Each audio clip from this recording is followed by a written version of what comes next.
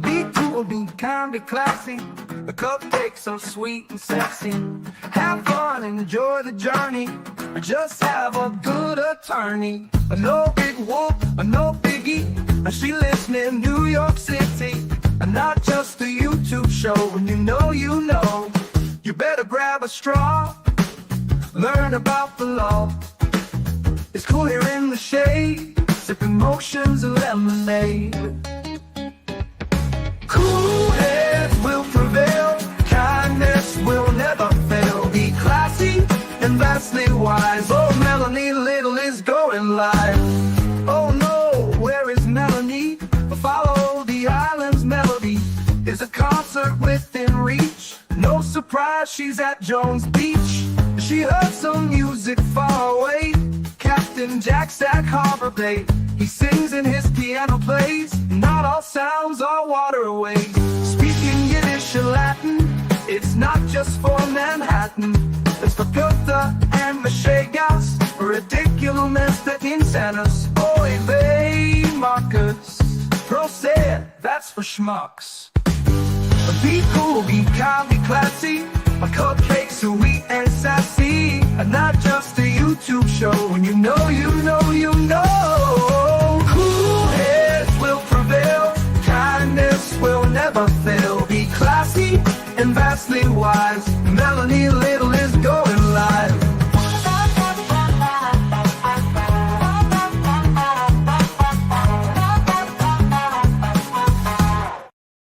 Good morning. Good morning, my friend. They're supposed to, I called the court and they just told me that the Brian Walshe hearing is, has been pushed to 11. So I don't know if that's accurate because a lot of times I call the court and they give me the wrong Zoom information or they tell me the wrong thing. So it's not yet confirmed. I mean, Boston 10 has this coming on did they change their time? They've got it coming on at 9. So we're going to use their feed because it's usually a better camera angle. Instead of looking at just the judge's face, we actually get to see the attorneys speaking. So I guess we're going to see. And if it's going to start at 11, I mean, we're all here anyway. We might as well talk about other stuff until then, right? So that's where we stand right now. And at this point, I just don't know. I just don't know. I know they are transporting him and that is possible, but today's daily calendar has it on for 9. So we're just going to wait. Is anybody else live streaming it? I think Glera is live streaming it. Baker does sometimes, but I don't think he's doing that today. I think he's doing it somewhere else. I think he's doing something else. And so she also couldn't give me the Zoom information because the clerk wasn't there. It was like call back kind of thing. So I don't know. They're trying to get us to not cover it. We'll see what happens with Boston 10. But until then, your show, your choice, whatever you want to talk about, we can talk about. Hold on. But I guess we should at least wait until 9 o'clock. Is anybody boots on the ground in the courthouse today? And do we have any boots on the ground in the courthouse today? Good morning. Good morning. Jimmy let class out early for you guys and now there's going to be a delay and Sandy is here and gifted 5 memberships already this morning. Thank you, Sandy. You rock. You rock. You're the best. And to the 5 new members that were just gifted, welcome. Oh, thank you, Mastad. Mastad emailed Margaret. We love Margaret. How much do we love Margaret, Mastad? I'm going to go so far as to say that Margaret is my favorite person in that entire Norfolk Superior Courthouse. That's what I'm going to go so far as to say. Thank you, Sandy D. And Jerry says, just a great place to be. Thanks for all you do for us, Melly. Thank you so much. Thank you so much. I appreciate you guys. Teaching Jimmy about Brian Walshe. Yeah, there's so much to it. There's so much to it. Well, we got some new details on Aaron Spencer that we could talk about, but I guess we should just wait until we find out whether or not it's going to happen, because we're here. We shouldn't just pull the plug and push it, right? Right. I was thinking about doing it like a troll of the day show, and then every day I pick one troll to call out, which could be fun. And then some people are like, oh, no, you should just ignore them. And then I'm like, no, I shouldn't just ignore them. I should actually call them out. and let everyone know what losers they are. And the loser of today is Jennifer McCabe's best friend. And if you know who she is, you know who she is. And Jennifer McCabe's best friend is really getting desperate. Like, I don't know if Jennifer McCabe is paying her to get out and spew her propaganda and hate. But when Jennifer McCabe's self-appointed best friend is all over the interwebs, making fun of everybody who knows that John O'Keefe did not get hit by a car, you know that Jennifer McCabe is really, really, really afraid of that ice cream truck coming and slapping those brand new silver bracelets on her, right? You know. And this same self-appointed best friend of Jennifer McCabe is the same one who told that, what was that guy's name who did that horrible podcast and totally screwed over Aiden by going against Aiden? Phelps, M. William Phelps. She was actually featured on the M. William Phelps podcast, and she outed the McCabe children as having gone to inpatient mental health therapy and outpatient mental health therapy. How happy do you think Jennifer McCabe was about that? And is she supposed to be a nurse or something, this woman? And she's giving out the McCabe and Albert children's medical history, mental health history? Really? Oh, thank you. Eric says, I love your Dave Matthews background. My first show was Dave and Tim in 96 at Amherst College in Massachusetts. 125 shows later. I haven't kept count, Eric Steele, of these are actually all Dave posters behind me. Sometimes I swap out Dead and Company posters because my Grateful Dead posters are old and wrinkled. But that one over there, I may be mirrored, but I think it's that one. It's like blue and yellow. That's Dave and Tim from Cancun because they play Mexico every year, and I always go to that every year. In fact, one year, the rumor was that I was in Cancun with Alan Jackson. That's another thing those two idiots did. But we made merch out of it, and it was fun. Yeah, Nicole says, I'd be devastated if somebody leaked my mental health information. Yeah, they think nothing. That's what kind of morons you got going on over there. Yeah. Melanie Little told me so. So she also claims they're being harassed, but drives by and stalks the standouts. Yeah. Marianne says, I hope they're all scared. Yeah. Yeah. It's wild to me. It's wild.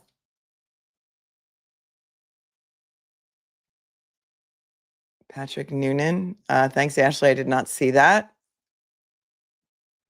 Patrick Noonan, the guy who is afraid of Kelsey Fitzsimmons, who shot Kelsey Fitzsimmons in the chest. That Noonan. He had somebody barricaded in a standoff, and he tasered the person without shooting them. Oh, that's a great question also, Ashley. Did these three guys from North Andover Police Department bring tasers with them? Did they have tasers? That's a great question. I don't know the answer to it, but maybe someone in the chat does. Before I go off on this other side quest, do they carry tasers as a matter of course in addition to their firearms in North Andover? Because we know they don't have body cams. So I'm just curious about that. Steph Honey says, hi, Melanie, new member from Denver. My first Dave show was at Folsom in 1990 blank. Folsom is such a great place to see shows. I'm a proud alum of the University of Colorado Boulder. Go Buffs. This has been a really, really bad season. But what a great, if someone has a gun, you don't use the taser, says watching you. Yeah, but if she pointed her gun at herself, could you taser her? I don't know. I'm not a law enforcement expert. But what I do know is that Noonan said that Kelsey Fitzsimmons ducked behind her bedroom door and got her gun and then pointed it at him. But the truth of the matter is there is no door in the bedroom of Kelsey Fitzsimmons.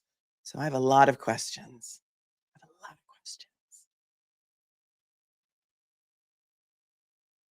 Linda said, I said that a long time ago when I found out that Kelsey had been shot by her own police officer. Why didn't they use a taser to get that gun out of her hand and use pepper spray? Your own partner. Yeah, I don't know if they have partners in North Andover, but yes, they had been together a year prior to the shooting when they both responded to a call in which a new mother took her own life and the life of her infant. And that was very tragic. And I'm sure they both had PTSD from it. And I'm sure that neither one of them was given any counseling through the police department, because from what I hear, they don't really support their officers when they have to respond to calls like that. Mystery door. Becky RN, you're not alone by saying this. Says, I hate to be this way, but I don't think Kelsey was supposed to survive. I don't know, but why would they? I'm so conflicted about that whole case in general. And I really wish that, Kelsey could be home with her mom and stepdad for Thanksgiving.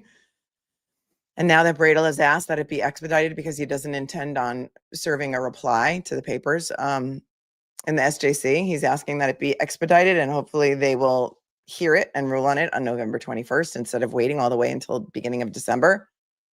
We'll see.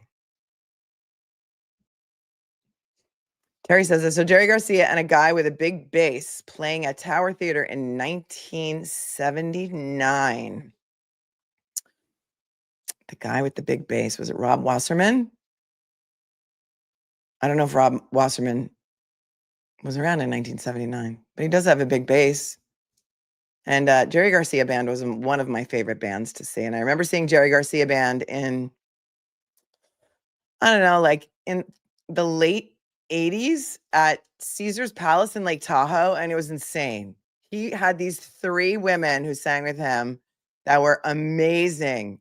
And I remember playing blackjack with them. They were all at the blackjack tables, and it was a lot of fun. It was like a supper club kind of atmosphere where you could sit in these like round booths, and Jerry Garcia Band was playing, and it was fire. It was fire. Oh, did you guys see Makazi G started a channel? I actually was watching that before I came on. He did a live stream last night.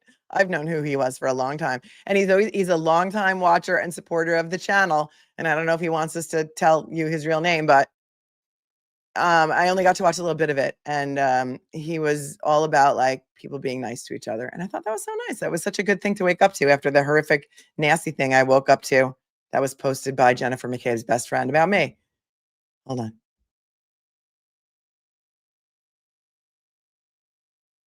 Curious Nonsense says, is the room like open plan for Kelsey's bedroom not to have a door? Well, I think what she did was she owned the home in her own name because she's a very smart girl. And I think she gave the master bedroom up for the nursery. Courtney, if you're here, you can correct me on this. Jen McCabe's bestie, her name is Carrie Lama. She goes by Mama Llama on the cesspool of Twitter. I don't remember if I won blackjack, Mitchell. It was a long time ago, and it was kind of a foggy night.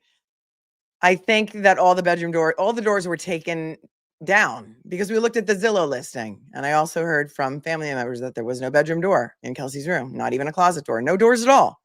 I think what had happened was she made the master bedroom the nursery, and she took a smaller room as the master, and it did not have a door at all. So I guess that also needs to be taken into consideration when you decide whether or not you're going to believe what Noonan had to say.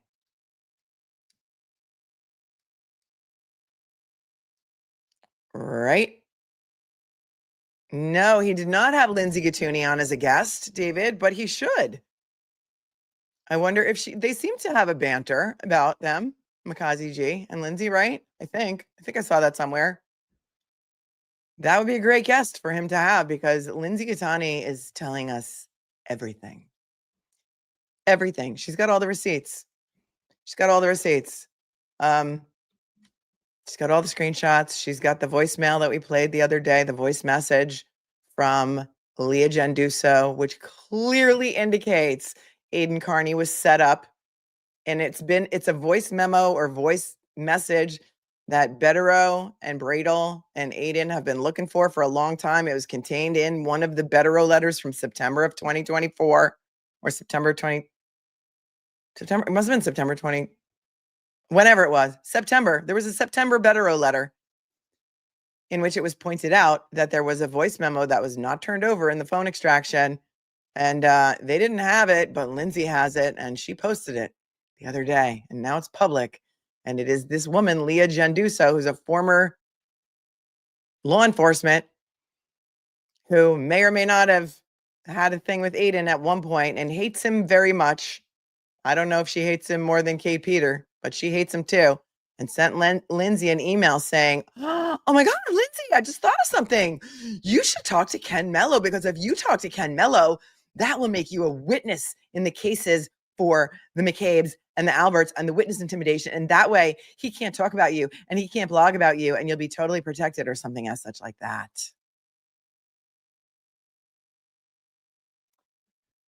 Wing says, I don't get how she has all this stuff. You're talking about Lindsay? Because they brought Lindsay into the inner circle to use her. Because remember, there's also messages from Jennifer McCabe to, I think, Michael Marcy that say, you need to do something. You need to do something. And then there's another witness who came out who I think said, she's a neighbor of Kate Peters, that Kate Peter told her, and now I might be conflating, that unless Aiden's in jail, Jennifer McCabe was not going to testify. So it was very calculated. It was very plotted. And they brought Lindsay into their inner circle because they knew that she was a trigger for Aiden. And what they really, really, really wanted, aside from convicting Karen Reed of murder, the hearing has been moved to 11. Yes, I know. That's why we're just gonna shoot the stuff. We're gonna shoot the stuff until 11, Trial Channel. So welcome in. I know. I called. They told me. So listen, I could talk to you guys for 2 hours and it'll feel like 10 minutes. So Lindsay's got all the receipts, despite maybe the stupid things she might have done, lying about a pregnancy, saying that Aiden pushed her into the couch to get him arrested. She was smart enough to save all the receipts on all of these people, the McCabes, whoever else was in that family Discord group, Kate Peter, and they're all going down. They're all going down. Mark my words, they're all going down.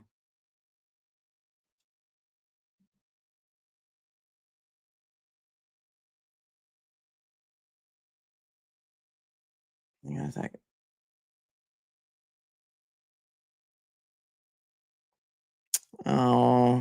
Oh, there's another one that got in here already. Wow, today's a 48-hour hold period. And I don't know if you were lucky enough to see that one because we caught it early.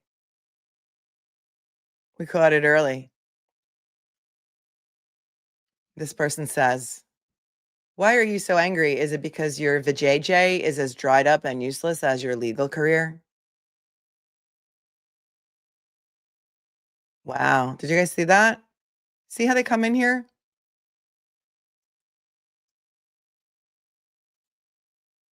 You have no idea about my legal career and how much money I have, because I don't show you pictures of my convertible and my sports cars and my mansion with a moat around it.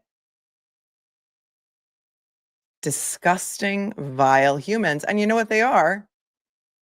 Alberts and McCabe's and their friends. Because why else would you come into someone's chat and say that? Do you go into Emily Baker's chat and say that? Do you go into Peter Tragos's chat and say that? I'm just curious.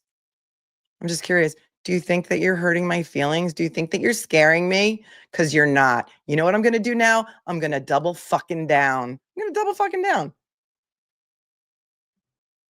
I will make it my life's mission to make sure that every single one of your friends has a new pair of silver bracelets. Now you're making it my personal mission. It is now my personal mission. Olivia, would you like to join me? Boston Brandy, would you like to join me? And all of the other women that are being relentlessly stalked and trolls by this disgustingly vile humans who are very, very afraid of going to jail. You're just going to make me double down. You're just going to make me louder. Is that what you want? Game on. Game on. It's too early.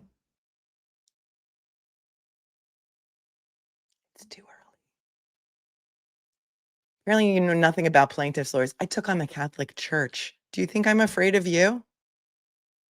Do you think I'm afraid of you? Do you know how much money I got for my clients from the Catholic Church? No, you don't, because everything was confidential. And I was lucky enough to be able to retire on all the money that I made. So you know what? I'm lucky enough to sit on YouTube whenever I feel like it and talk to the people and fight for justice and for justice for John O'Keefe and to make sure that it is not forgotten and that somebody or more than one person goes to prison for the rest of their life for the murder of a Boston police officer. Okay? So keep it up, because the only thing that you're doing is fueling my fire. That is the only thing that you are doing. So Jennifer McCabe, tell your army to keep coming for me, because we're going to keep coming for you and your family.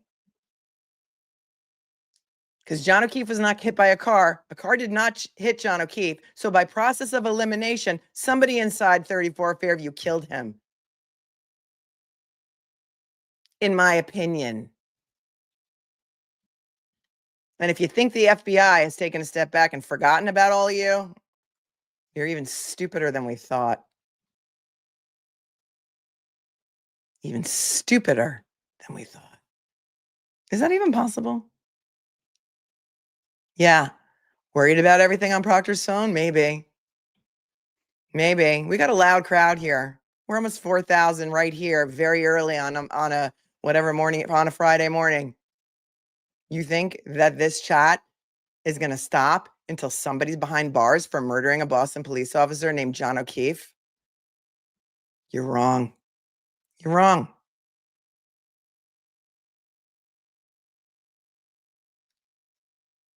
Justice is coming. It is.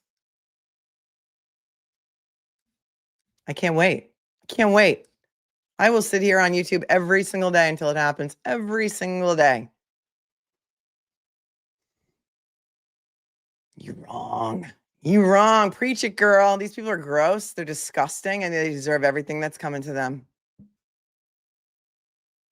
Kate says in December 2024 Walsh hearing, the judge and the ADA say the feds don't tell you when they've stopped an investigation. I wish I knew how to clip videos. Yeah. They don't. But you know, you can do, Kate, is you can just go to the video. Trial Channel is a good resource for that. And you can just go, find the timestamp. And then if you send me the video and tell me where the timestamp is, I can put it up. We have some time to kill. We have some time to kill. That's right. That's right, little cupcake. God didn't give us these gifts to be self-indulgent a-holes. We have stuff to do. We got a lot of stuff to do. We got a lot of stuff to do. And if you're not evoking emotion in people, what are you doing? The fact that I can piss you off so much that you will wait 48 hours to come in here and say what I just said that you said, tells me that you are very, very desperate. Very desperate. What a sad life. I'm not going to just ignore them. I'm not going to just ignore them. I am going to make their lives a living hell. The same way that they think that they're doing to me, but they're not. Because all they're doing is proving to me that the McCabe's and the Alberts are very, very afraid. Very, very afraid. Otherwise, why do you care what I'm talking about on YouTube? Why do you care? Why do you watch every single one of my shows and clip every single one of my rants and put it on the cesspool of Twitter? Why are you watching me if you're not afraid? They should be very afraid. Look at Love My Flip Flops with $100 super chat. See? Keep it coming, motherfuckers. Keep it coming. This is because I love you, Melanie, and had to spit in the troll's eye. Thank you. Thank you. Thank you very much. We are the Do Not Care Club, but we do care because we do care. We care about justice for John O'Keefe. We want his murderer behind bars, and we are not. Okay, so even Boston 10 finally caught on that the hearing is not until 11. So we're not going to stop until the silver bracelets come out. The FBI ice cream truck comes back, and because you know that Norfolk County has given up. They don't care. They don't care about who murdered John O'Keefe. They don't care. So it's going to be up to the FBI the same way that the FBI had to come in and arrest Matthew Farwell for the murder of Sandra Birchmore and her unborn son.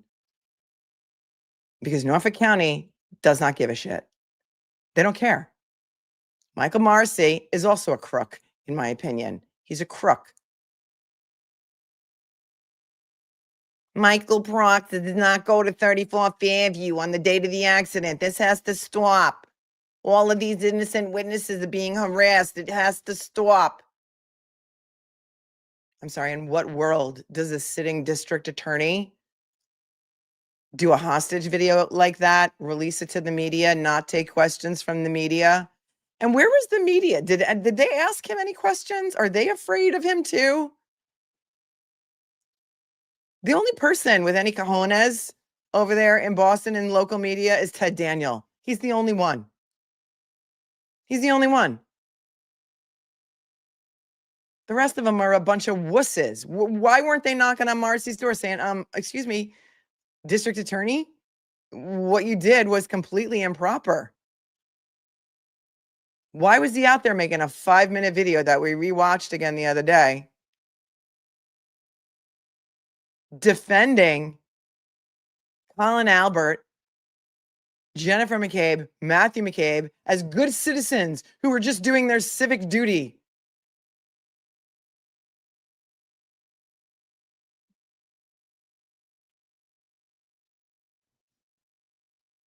That hostage video is being used in law schools to teach law students how to not be a district attorney. It is outrageous. What is Michael Morrissey so afraid of? Tell me what Michael Morrissey is so afraid of. That he would make that video at the suggestion of someone named Julie, because there's receipts on that. David Traub was corresponding with somebody named Julie and told this person, Julie, we are actually making the video that you suggested right now. We're filming the video that you suggested right now. What is Michael Morrissey afraid of? Tell me. Tell me your thoughts on that. Because I'd like to know. What is Michael Morrissey so afraid of? Who does he owe favors to? Who does he owe favors to? Does Brian Albert have a black book on Michael Morrissey and other people? Because we know this is not just about Karen Reed and the murder of John O'Keefe. Because if you go back to February of 2020, excuse me if I get the numbers wrong, there were 4 or 5 Boston police officers and 1 Massachusetts State Police trooper who assassinated a man named Justin Root in Brookline by firing 31 rounds as he lay on the ground bleeding. And those same Boston police officers were cleared due to an investigation by Yuri Bukhenik, John Fanning, and Michael Proctor. That was in February of 2020. Then in February of 2021, Sandra Birchmore was murdered.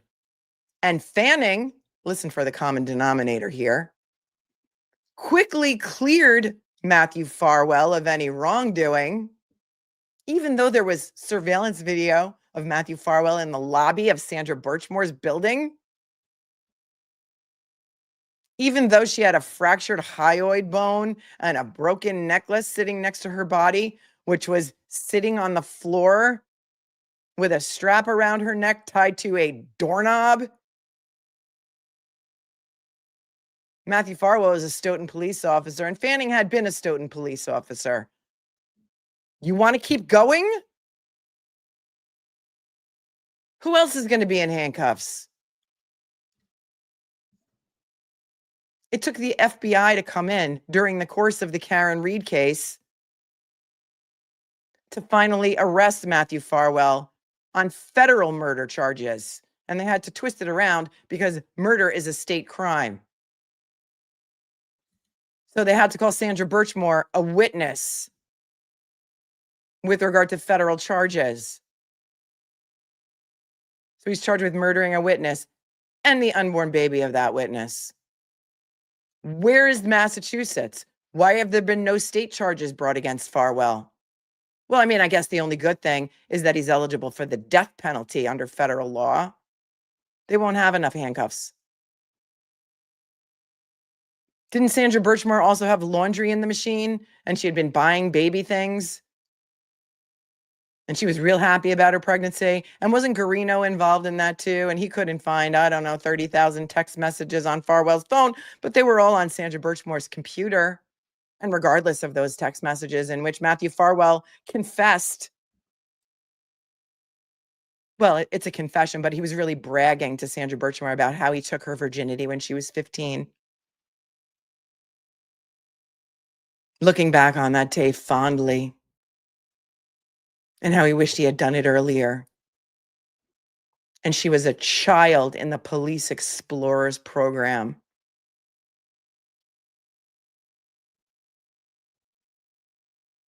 What a revolting bunch of people you're out there defending on the cesspool of Twitter. And where's Tully in all this too? He's got his hands in everything. Robert Devine is gross too. What an MFer that guy is. We watched a little portion of his post-commission hearing in which he said that Sandra Birchmore told him, why don't you just rail me or something like that? And he said, that's the way she just was. She was like that with everybody. Victim blaming. Robert Devine was the head of the Police Explorers program. How many other little girls out there were graped by or essayed by officers running the Police Explorers program? I'd love to know. There are at least 200 open cases around the country for victims of men in Police Explorers programs. Patrick Rose. We covered that case a couple shows back. Anybody remember Patrick Rose? Boston PD. Back in the 90s, there were very credible allegations against him for essaying his stepchildren and all of the disgusting things that went on there. They interviewed his stepson in a police car, a patrol car, right outside Patrick Rose's house while Patrick Rose and his wife watched. And they believed the allegations. In fact, they gave a stay away order against Patrick Rose and he was forced to move out of the house. And then what happened? Oh, they just vacated the stay away order, let him back on the job, and he was able to go on and essay more children over the next 25 years. And then they even made him president of the union or some shit like that. Wow, just wow. You can't, just when you think it gets worse, it gets even worse.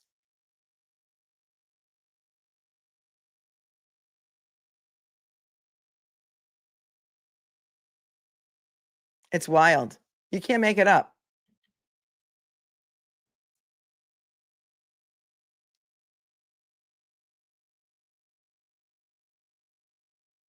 Tom CPU, Noodle's mama says, Tom CPU talked about Robert Devine called Sandra the exact day that she was killed. I didn't know that. I need receipts on it, but was that brought out during his hearings? And Robert Devine had other issues too. There was another girl named Tiffany Overstreet, and I don't remember what his relationship with her was, but I remember when we first started covering that case all the way back in like 2024. Wait, there was like a lawsuit by somebody named Tiffany Overstreet. If somebody can remind me what their relationship was, I would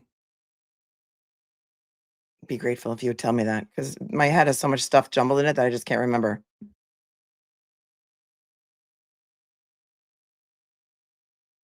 He did call her that day.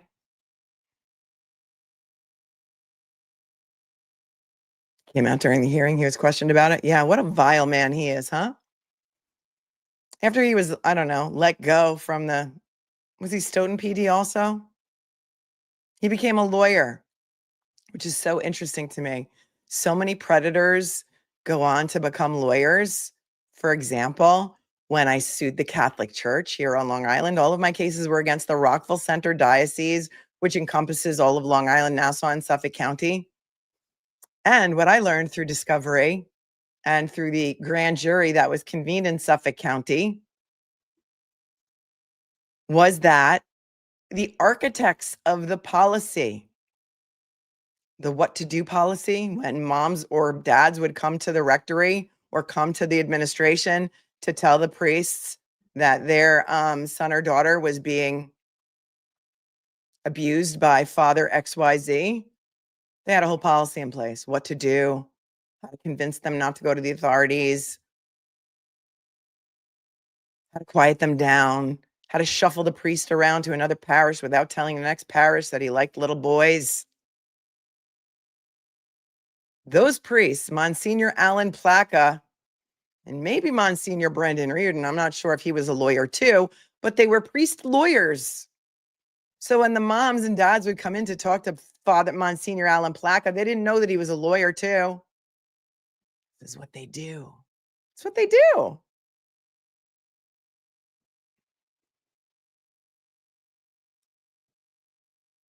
Thank you, on top for your super sticker. Thank you, Iced Latte Addict, for missing me. I missed you even more. Thanks for your 5. Maria says, Melanie is my Catwoman. Peter's my Batman. I'll take it. Thanks for tuning in from down under, Maria. Tom Gully Show is here, says, I love my haters. Their tears are delicious.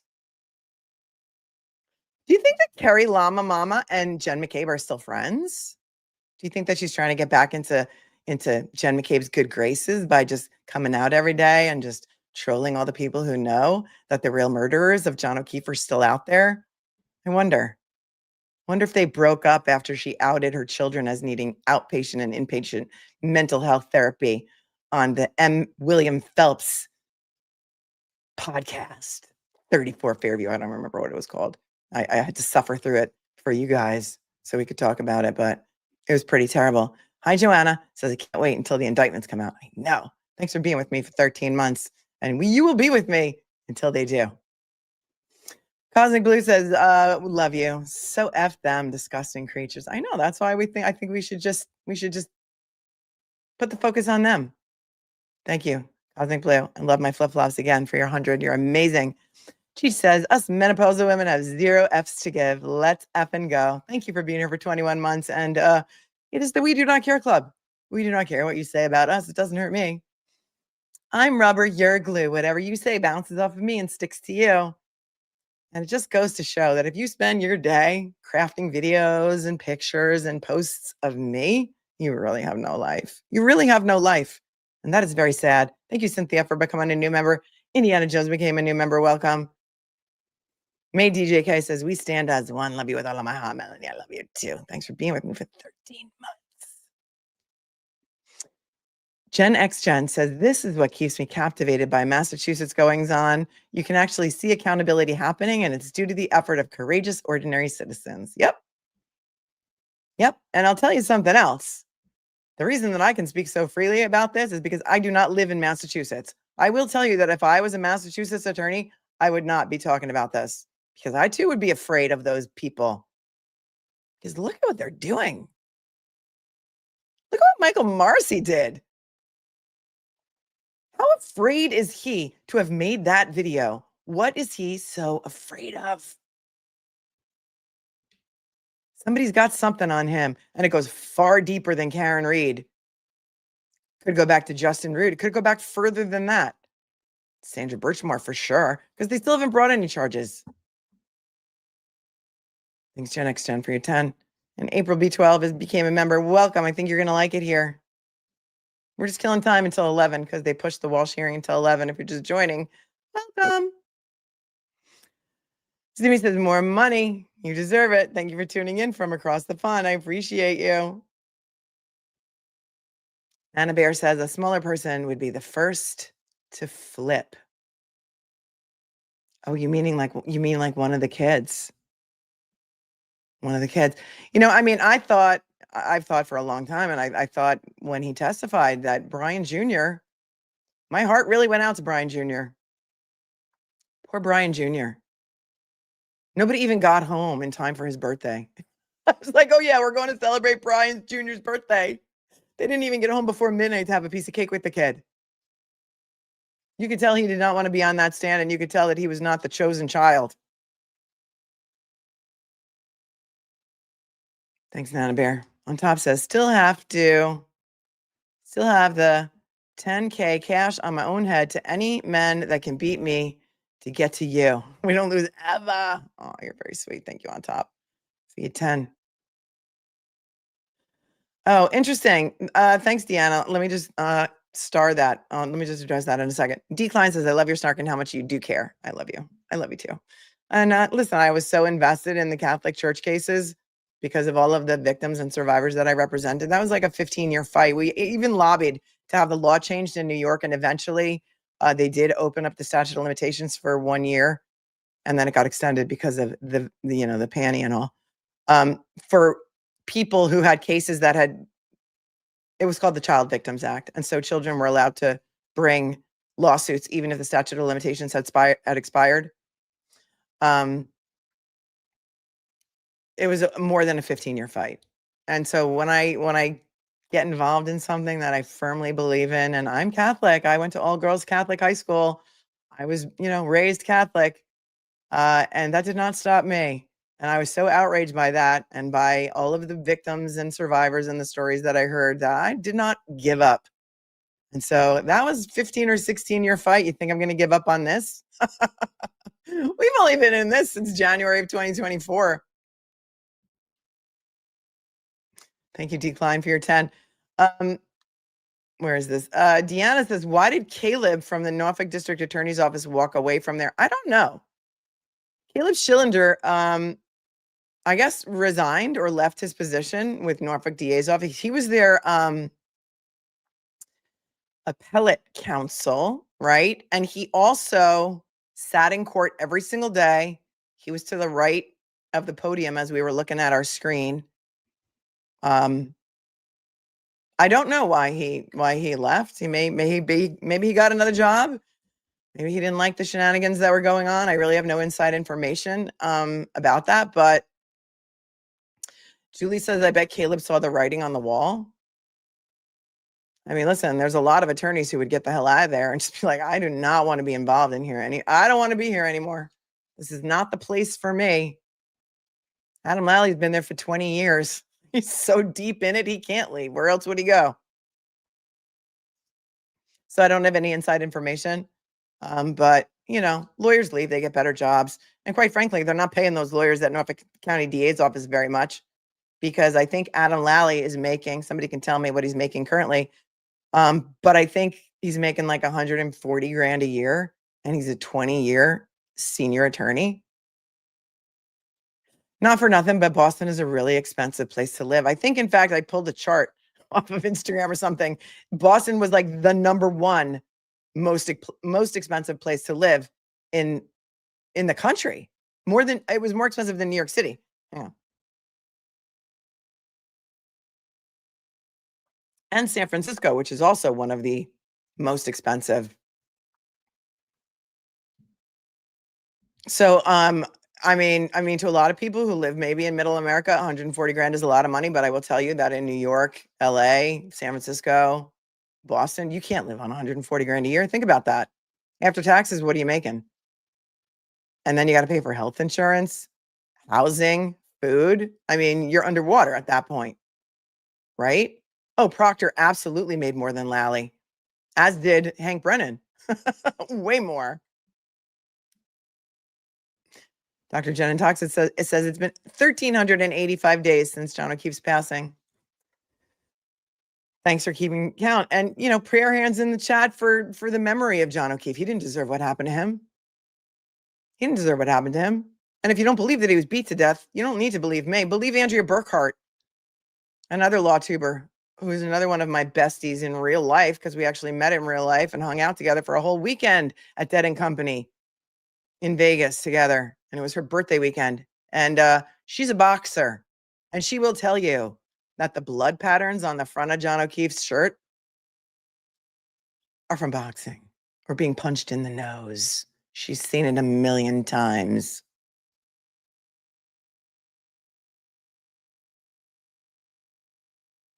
Lynn became a new member. Welcome, Lynn. Ashley De Laurentiis is here. Says, thank you for always providing us with accurate information. Thank you. Thank you very much, Ashley. Thank you for your 10. Thank you, Mrs. Bouquet. Mrs. Bouquet, the picture is on its way to you. They told me it was going to take 10 days. Harrison should have it soon. Please let me know when he gets it. Shout out to Harrison if he's watching today. Can I tell Harrison's story to the rest of the chat? Because this is why I do what I do. This is one of the reasons why I do what I do. Mrs. Bouquet's son, Harrison, he's awesome. He's a huge cupcake. He's a big fan. Watches the show every day. He's special needs. He is selectively mute.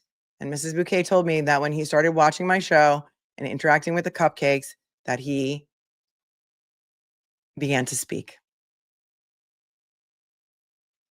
And that's amazing. And that it has kind of brought him out of his shell, and that he is, he's progressing. And I love that for him. And I love that. Hi, Harrison. You're amazing. You've been here from across the pond for a very, very long time. And we love Harrison. And that makes me want to cry, because that's why I do what I do. Post every ugly picture of me you could find on Twitter. I don't give a shit. I don't care. Betsy says, keep on keeping on, Mel. I love you with all my heart. Betsy, I love you with all my heart too. And every day you come in and you give me a $10 super chat just to tell me that you love me. And I love that. Thank you. The hearing is not starting until 11. You know what? I'll put a banner on. So we're just killing time. We're just killing time talking about all the stuff. They have to transport. They're transporting Brian Walsh from wherever they're holding him. I thought they were only holding him in Norfolk County Pokey. But whatevs. It's been pushed till 11. So we're sitting here telling them everything. Because rather than me pushing my stream until 11, I thought that we would just, talk, because we're all here.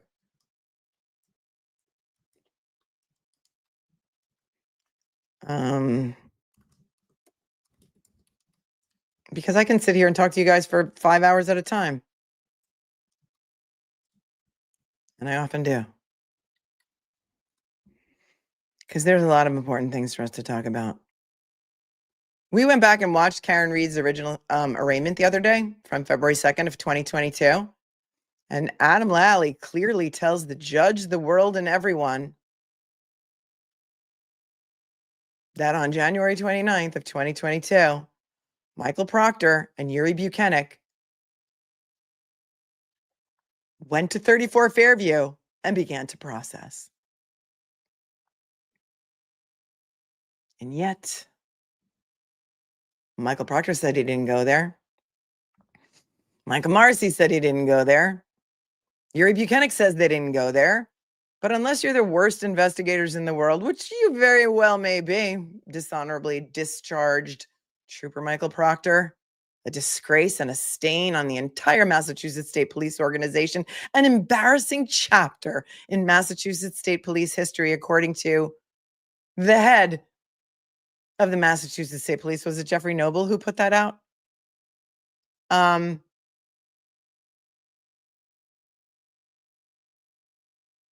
You would go to the scene of the murder of a Boston police officer. You wouldn't just mosey on over to Canton PD around 10 a.m. after you got the call at 6:48. And I hear that he lived minutes away from Canton PD.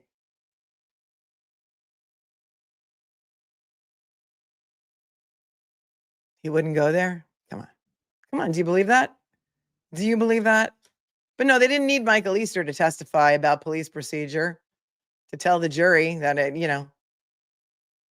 of course, that's what you do, is go to the murder scene when you're the lead investigator. The fix was in. They didn't care about John. That's right. They cared about protecting other people more. And the reason, I want to know why. Right. Proctor lives in Canton. Why wouldn't he go there? I don't know if he lives there anymore.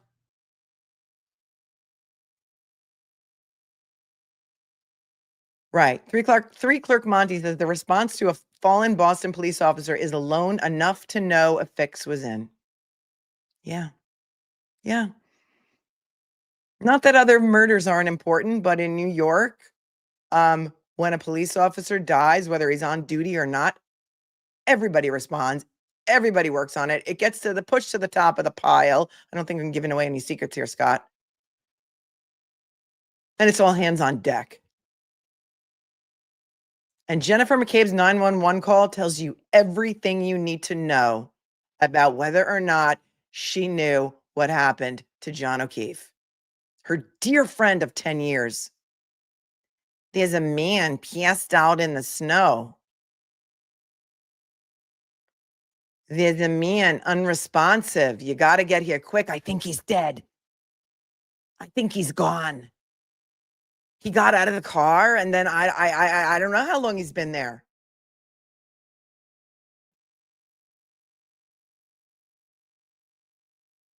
Not officer down. No concern for her family who lived inside that house.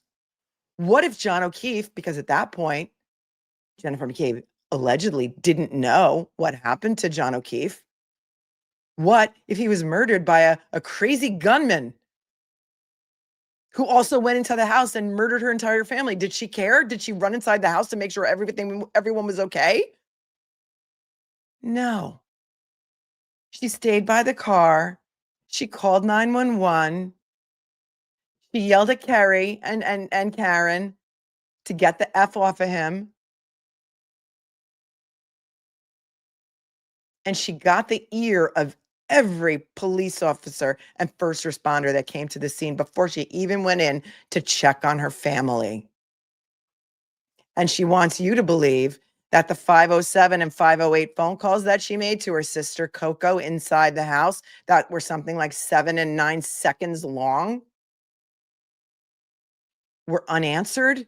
And then after that, she makes a call to Brian Albert before she ever went inside the house to wake them up.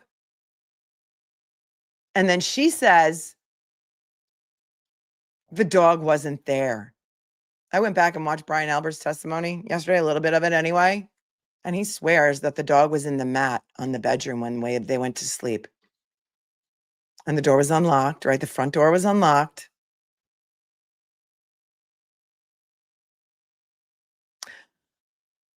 I know we have a lot of law enforcement in the chat. Do you sleep with like your firearm like next to you, like in your nightstand? Is it handy? And if some raving lunatic came bursting into your bedroom when you were allegedly dead asleep and hungover, screaming like a banshee, would you grab your firearm and maybe like try and protect your family? I don't know. I'm just curious about that. Every behavior of every person was sus.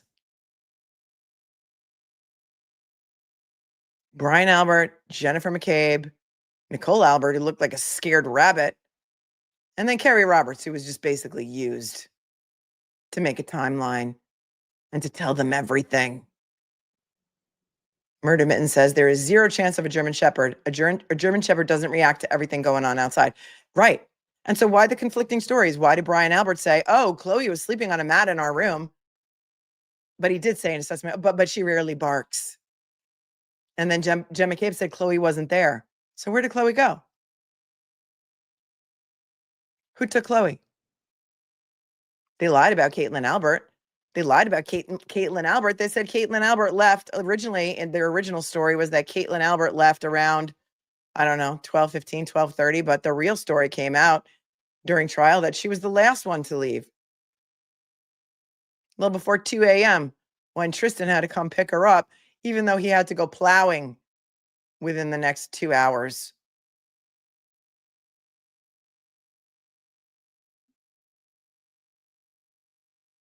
All the stories are sus.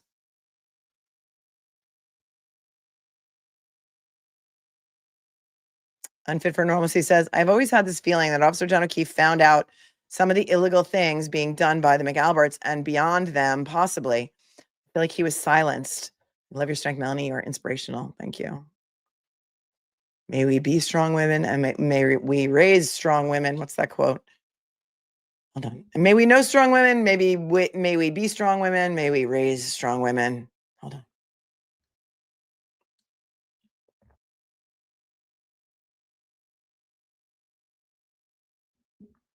Tristan, the guy who didn't know what time anything happened. And then the story goes, he approached Dave Portnoy in between trial 1 and 2 to try and get Dave Portnoy of Barstool Sports to give him a free brick watch because he told him he was going to be a witness at the Karen Reed trial and he would promote the watch or something on the stand or something such as like that. I'm summarizing. And yet he married into that family. Good luck, Tristan. Good luck, bro. Good luck. Thank you for your 20. Unfit for normalcy. A couple new members, Jemmy and Kit Kat. Thank you for joining. Hope you like it. Here, I think you will. Justice is my bias. Has been here for 18 months. Says type and mock trolls flock and Melanie rocks. Thank you. Thank you very much. The Indiana Jones says, hi, Mel. Missed you all these last few months. Long story short, knocked off of YouTube. Then I have been battling a serious medical issue. Prayers up for you, the Indiana Jones. I hope that you have swift healing and all the healing vibes. We're sending them your way. Says, I lost my best friend and canine crutch. I'm so sorry. Much peace and love to you all. Oh, it's Midnight Mike. You changed your name to the Indiana Jones. Is that a picture of your pup? I'm so sorry. I'm so sorry. And I hope that you, sending you all the healing vibes, Midnight Mike. We miss you too. Thank you for your super chat. Living that GP life, sloth style, says that I'm amazing. But no, it's you guys that are amazing because you guys also will not quit. You will not quit. Clink, clink, clink. They're all going to get locked up. Clink, clink, clink. Get ready, McAlberts. Love you, Melanie. Says L. Double, triple, or quadruple down. Oh, yeah. And keep going. Keep coming for me. Because that only makes me want to come for your friends even more. Thank you.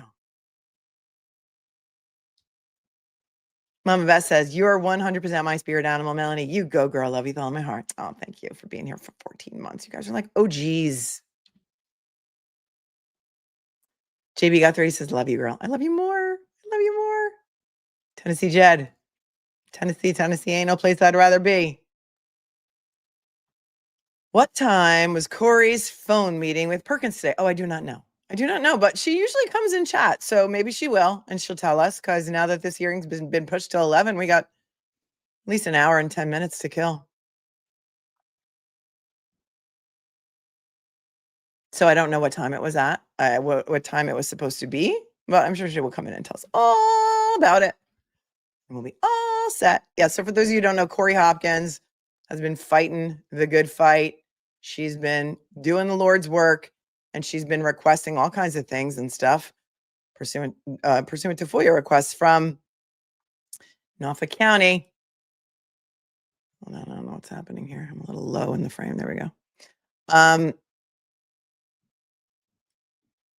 And Canton PD and all kinds of other things. She filed a lawsuit for sidebars, and I guess Joe Perkins is like the acting chief now of Canton PD. So she had requested some things from them, and I think she sent him a sample lawsuit, and so they were going to have a meeting today to see if they could work it out. And from all accounts, and from what I hear, this Joe Perkins is a great guy. He's a great guy, and you know who told me that? Peter Murphy, and I trust Peter Murphy. Peter Murphy is an angel on earth. Peter Murphy was sergeant with Canton PD for something like 30 years, or retired after 30 years. He's outraged. He goes to all the Canton board meetings, and he's an angel walking among us. He really is. And if Peter Murphy says that Joe Perkins is the real deal and he's a good guy, that's all I need to hear. So hopefully they will work it out. And Tennessee Judge says, I'm here for your relentless force for justice. Thank you. I'm an essay survivor. Love you. And keep up the snark on Jen's posse. Her kids know that's why therapy is needed. Sad. I don't know why they're in therapy. I find it is sad. Listen, no shade about mental health. I think everyone should have a therapist. To be able to talk about yourself for an hour to a person who will tell you that you're not the crazy one is priceless. But what those children have been through is terrible. And they didn't ask for any of this. They didn't ask for any of this. Thanks, Tennessee Jed, for your 20. Mama Rico says, can you comment about the 2 calls to John O'Keefe from Jen McCabe 5 minutes and 1 minute before Karen ever called her at like 5 a.m.? I never knew this. You bring so many people light unhappiness. Well, thank you so much. I'm so glad that you're new to this case and that you're taking an interest in this case. So Jennifer McCabe's call logs were released a very, very, very, very long time ago. And she made, remind me, chat, somebody will know how many calls she made to John O'Keefe that night. It was something like maybe over, was it over 50? She made a lot of calls to John O'Keefe. I don't know why she did. Some people think it's because they were looking for John O'Keefe's phone. 50. It was around 50, right? It was too many is what it was. It was it was frantic. She says 50 butt dials, really? Pull up behind me. Here. And we went over her original witness statements, if you want to call them that Proctor took, and another trooper named Kathleen Prince also took. 44, according to Google, says Little Cupcake. It was a lot. I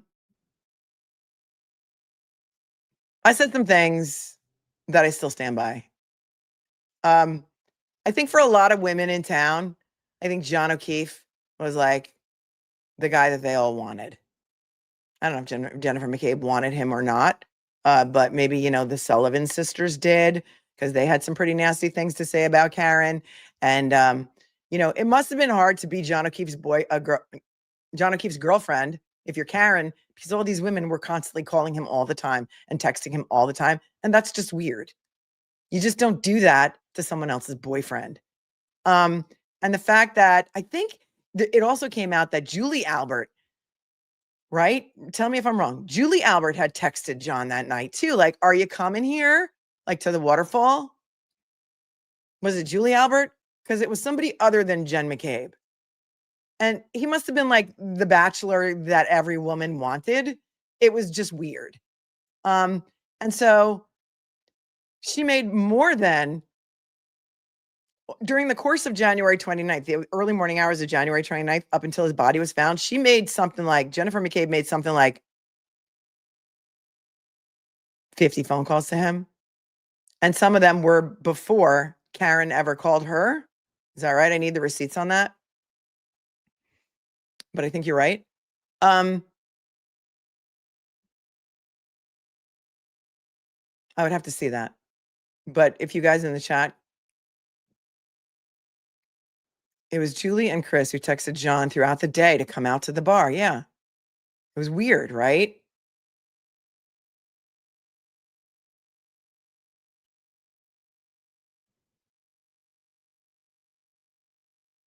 I would have to see that. If somebody can send that to me, because I don't remember that she called him right before Karen called her.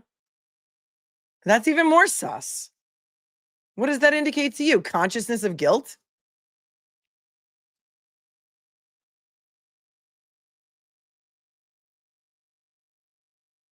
How long does it take for someone to die from hypothermia? How long to die in cold?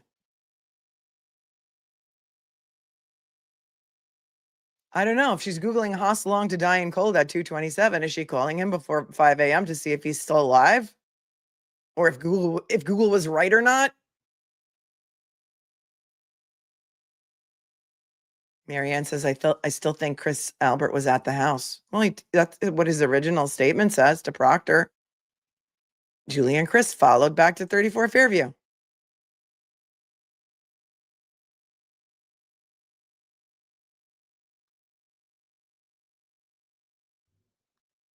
Are there enough silver bracelets in Norfolk County for all the people that are going to go down? And it could all be in Proctor's phone. Who knows? Who knows?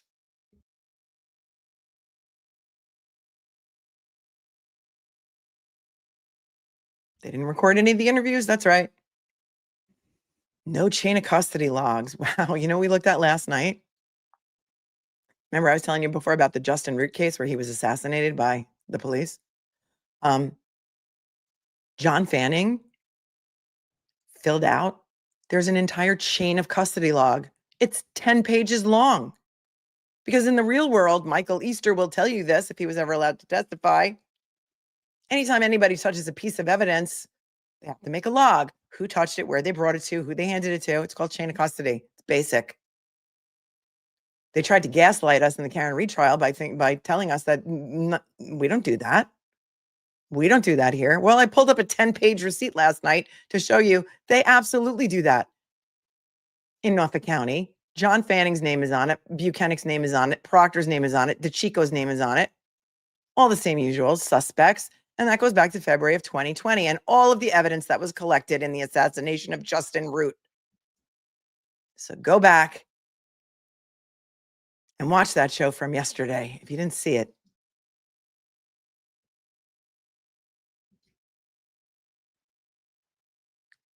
Thank you so much, Mama Rico 3. You guys in the chat can put your thoughts about why Jen McCabe might have called John O'Keefe 5 minutes and 1 minute before Karen ever called her.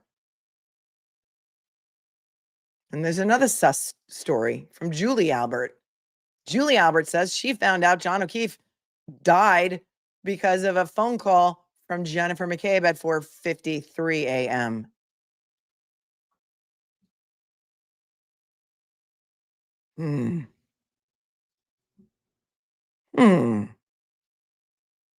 Thank you, Mama Rico, for your super chat. Martha Riddle Garcia says J.A. told them to get off John O'Keefe, so not rescued to talk. Do you mean Jennifer McCabe? Told them to get off John? Yeah. Carrie, get off of him. Karen, get off of him. Thanks to Super Chat. JB Guthrie says, you keep up the work. You are saying what we are all thinking and feeling about these Albert McCabe trolls. I thank you for keeping up the good work. Thank you so very much for your time. I appreciate you so much.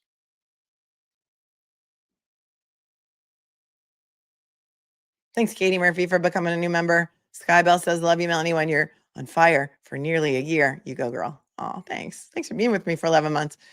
Nick Indy says, John O'Keefe's death, simple. In my opinion, Higgy and him fought over Karen.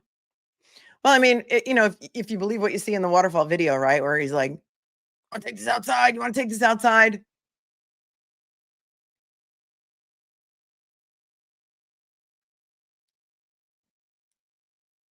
People think that. Loophole lawyer thinks that. I don't know what happened, but I know he wasn't hit by a car. So something else happened. I don't know who did what. I don't know who was involved in it.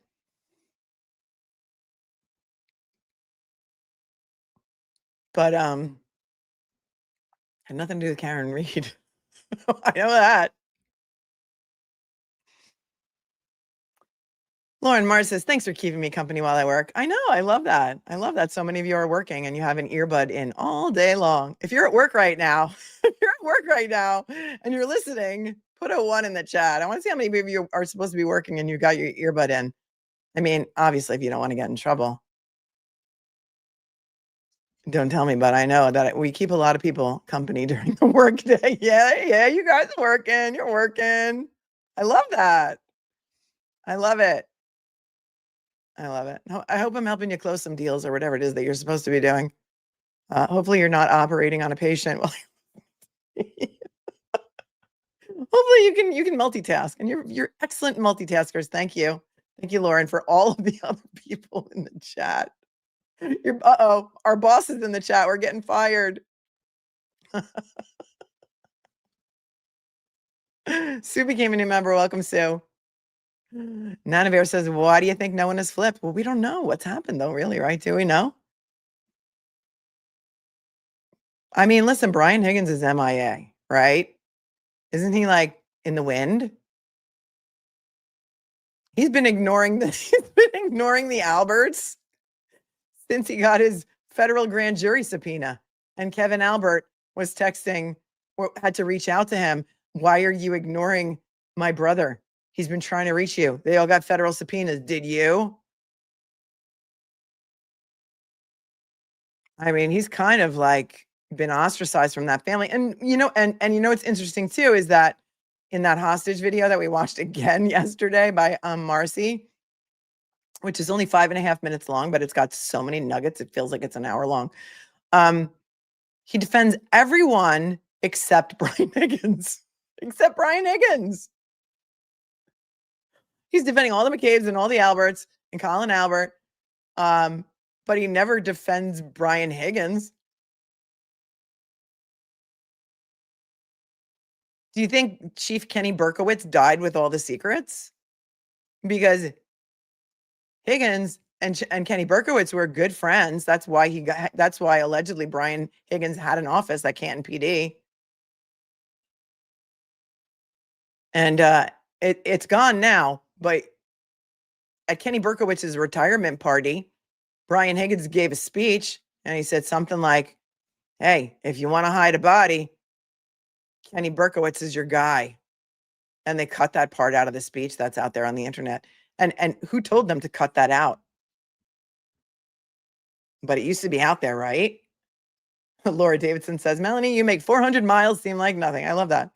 I love it because I know that when I'm on road trips too, I'm always looking for something on YouTube to listen to. And I'm so happy if Andrea or Defense Diaries or somebody that I also love has like a 4-hour stream that I can listen to, because it makes your drives go by really fast, right?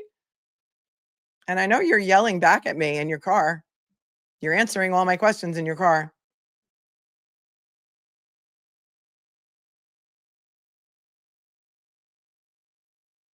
So Nana Bear, the answer is, I don't know that we know whether or not anybody has flipped yet, but we know that the feds march in when it's time. Just like they did with Matthew Farwell. Indiana Jones says, Mel, you are my YouTube person always. Oh, thank you, Midnight Mike. Mimi and Texas. You're amazing, Melanie. Thanks for all you do. Oh, you guys are just paying to give me compliments. I mean, who's better than you? Thanks, Mimi, for being here for 4 months. And Nicole Marie says, my boss knows all about you and the cupcakes. Does your boss listen too? Where's my stapler? Mel, my boss just asked me, what are you doing? I said, my work friend is on. LOL. See, just tell him that I make you more productive. Him or her. You didn't say if it was him or her. Because, women are bosses too. Thanks for your 5. Terry S. says, I've never stolen company time. No, because I make you more productive, right, Terry? The hearing is live. I've got Boston 10 up and it's not. But if it is, they will put it up in a minute.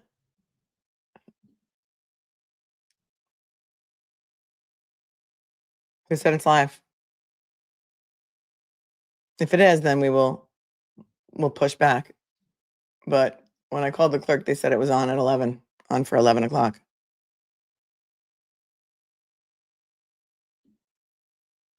Okay, somebody else has it up, but is it active? Is it happening?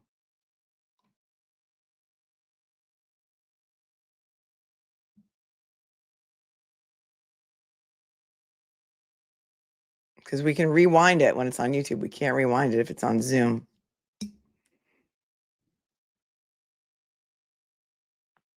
Okay, so it's waiting. It's not happening until 11. So if you guys want to go watch it on another channel, you're free to do that. That's totally fine with me. You're not going to hurt my feelings.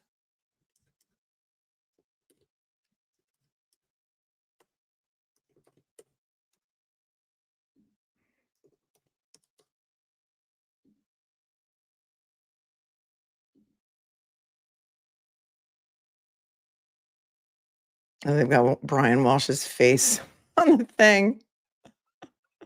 Hang on a second. Hang on, because I've got all the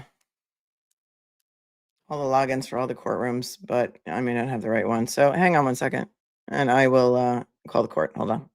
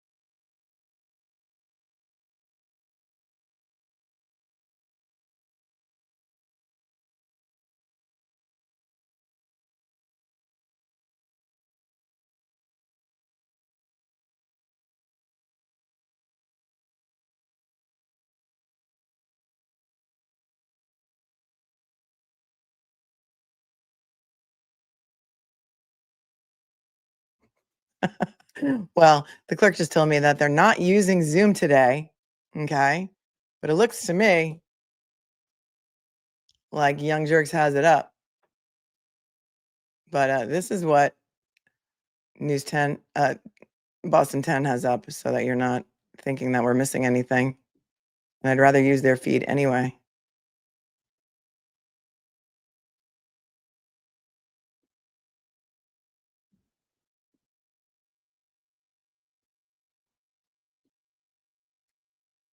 It's just a photo. Hang on.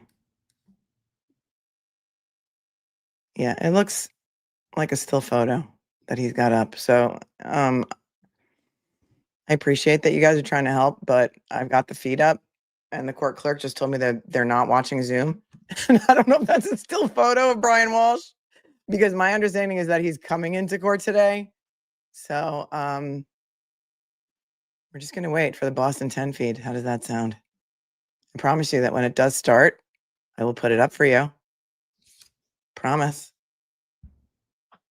Because I just called the court and the clerk said, we're not using Zoom today.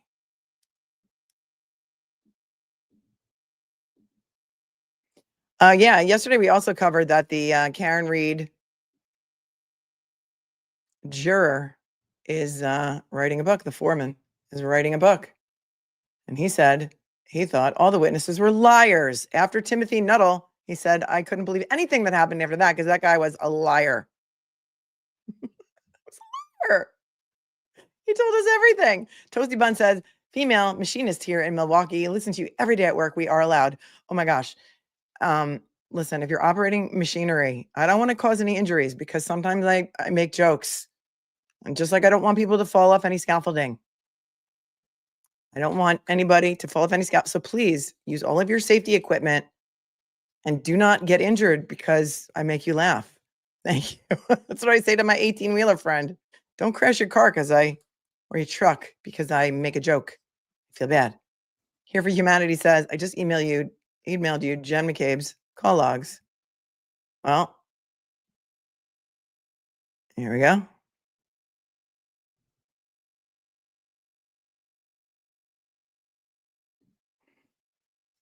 Thank you very much for sending that to me. Let's take a look. Because, we're not going to shut up until some silver bracelets come out from the FBI ice cream truck.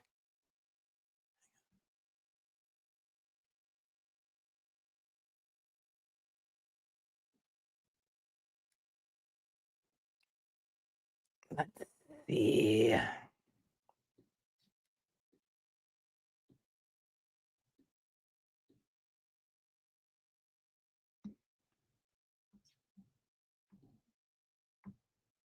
Well, this is really small. I'm going to try and make this bigger.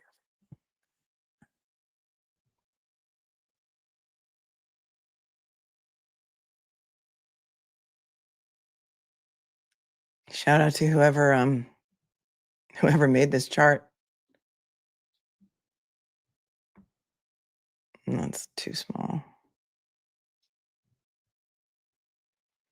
All right. It says, circle the part I'm talking about in yellow. Okay. Let's see. It's so small I can't read it, but we'll do our best.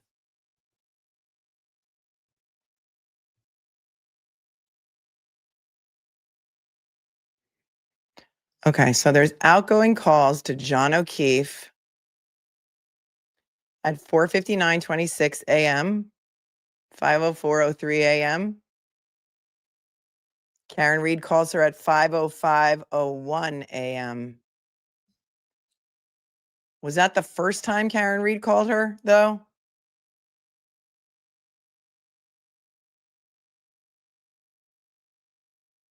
Because I thought Karen Reed called her originally before 5 a.m. And so I don't know. You guys tell me. I thought the original extraction that I saw had her calling Jennifer McCabe at before 5 a.m. And so I don't know. Oh, it's Jenny Cochran's photo. Yay, Jenny, it's from Kaylee's number. That's why. So it doesn't say, is there an incoming call from Kaylee's number? I don't think so, because this is not Jennifer McCabe's extraction. These are from Karen and John's extractions, probably. And so that explains it. So let's not, let us not misconstrue, because Karen called from Kaylee's phone. And I believe what this is called from the extractions of John's phone and Karen's phone.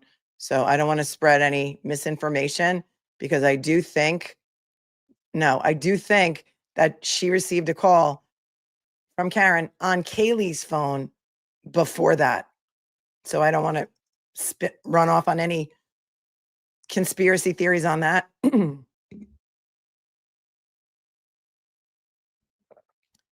the top of this spreadsheet, it says, yes, Jennifer McCabe. This is the actions of Jennifer McCabe, but this is not her phone extraction. It was 4:53. Thank you. Yeah, I don't want to start any more rumors, and I appreciate it. But this is what happens. Like, things like this get out on the Twidiots, and it gets out there on Reddit, and then people take it as truth. But I do believe that Karen called at 4:53 a.m. from Kaylee's phone. And then this is information that was gleaned from Karen's phone and John's phone. So she did not, to my knowledge, Jennifer McCabe did not call John O'Keefe before Karen Reed called her, but she did make a ton of outgoing calls to him up until 12:50, and then again after Karen called her. So I don't want to spread wrong information, and that is not accurate. Okay. So yeah, stuff like this gets out there and it gets spread around, and it's not accurate. There are a lot of sus things that happened. That is not one of them. Yeah, she did call Tom Beatty too, and she had a reason for that. We covered that when we looked at Jennifer McCabe's statement the other day. She called Tom Beatty, and she had a reason for that in one of her witness statements, that she thought maybe John had gone to Tom Beatty's house or something.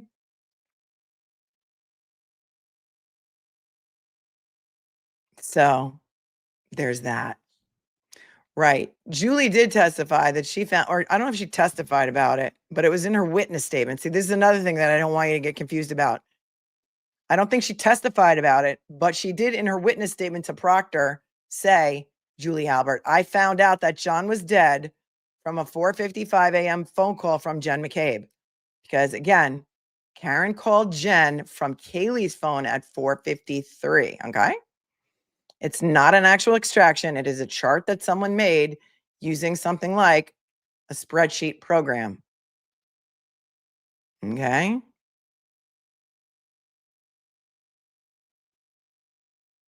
So I don't want to get off onto that tangent, because it's just not accurate. There are a lot of things that happened that we could talk about, but that is not one of them. Jerry Garcia band on Broadway was amazing also. So amazing. I thought that too. Nathan said they can reuse the Justice for JJ buttons for Jen, aka Auntie JJ. Right. Jen McCabe also went by JJ. And so my joke when they were wearing those buttons to the trial was that those buttons were really for her and not for him. I thought it was funny, right? Right. We're still waiting for the hearing to start. Don't worry. They're not using Zoom today. Thank you here for humanity. But I guess you pulled that off of Twitter. And it's just, this is the way that crazy theories start. And it's just not a theory, but I do appreciate you. Indiana Jones says, code word, cupcakes, over, 10-4. Thanks, Midnight Mike. Amelia says, one from home, fighting fraud, plus my first super chat. I love you. Yay. Hey, Amelia. She's working from home. And this is her first super chat ever. Thank you. I'm flattered that your first super chat ever would be to me. Courtney Sui says, on days when my calendar is clear and you are on, I create an Outlook meeting titled Block Island so I can listen to you and pay attention and get my work done. Thanks for all you do. That's hilarious. That's hilarious. Hannah says, merch, why are you so obsessed with me? Oh, I love it. I love that. Why are you so obsessed with me? Every day it's like playing whack-a-troll with these people because but you just know that when they're ramping up attacking me and Olivia and other, women who know that John O'Keefe was not by a car, that they're getting very, very afraid. So that's all you need to look for. That's like the tell. That is like the tell. And it's kind of like, Hello. Hello. Hello, I'm here. hello. If you ever want to know when they're getting scared, just look for that if you choose to play over on the cesspool over there. But I love it. Thanks, Anna. Rhonda says, appreciate email and everything you do. Thank you. No, thank you guys. Thanks you guys for also wanting justice for John O'Keefe, because we're not going to stop until it happens. We do have a troll emoji. We have a troll emoji. It's the only one that I could really find. It's this one here. I'm putting it in the chat for you. That's the troll emoji. It's like a little troll. Kelly Applegate says, I'm ready for some incompetence from the Commonwealth. Happy Friday, fellow cupcakes. Thank you. Happy Friday, Kelly, to you. Love you. Oh, my heart. Desperation does make people dangerous. It does.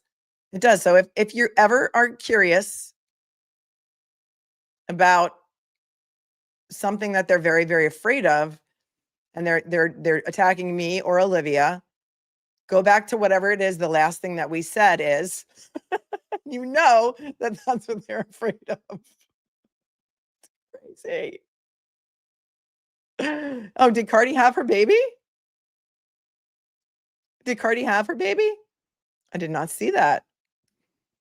It's 10:17. We still have more time to kill.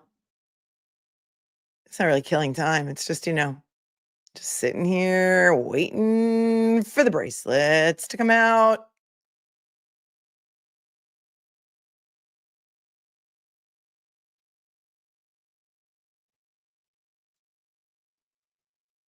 $50 Shades of Blue. Send me an email. Congratulations on your baby.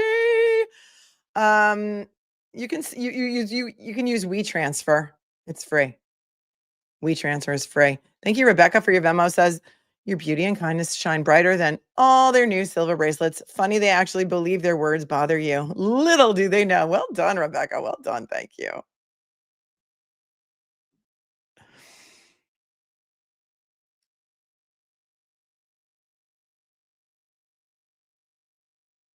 Well done. Betting on Humanity, thank you for your matcha latte. Says enjoy your matcha latte and all the love and support from the Justice Warrior Cupcake community. Thank you so much. And Kyla, thank you for your Venmo. Says you keep our days brighter. Keep on keeping on. What else can you do but keep on keeping on? Keep on keeping on.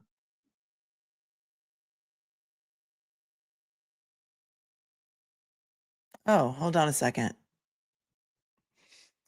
Somebody sent me an email, but I'm not going to out her.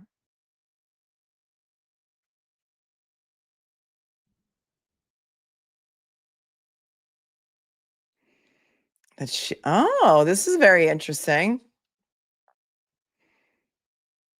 She's a masseuse, and she knows Charlie DeLoach, the foreman in the Karen Reed story. Yeah, I would love. Okay, I'll reply to you later. But yeah, I would love to be in touch with him.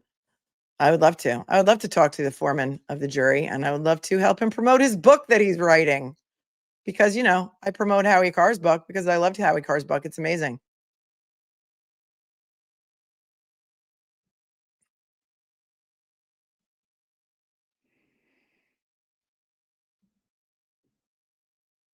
Thank you, Shannon, for sending me the Robert Devine video. But News Nation has been wonky lately, and they don't like us playing their stuff.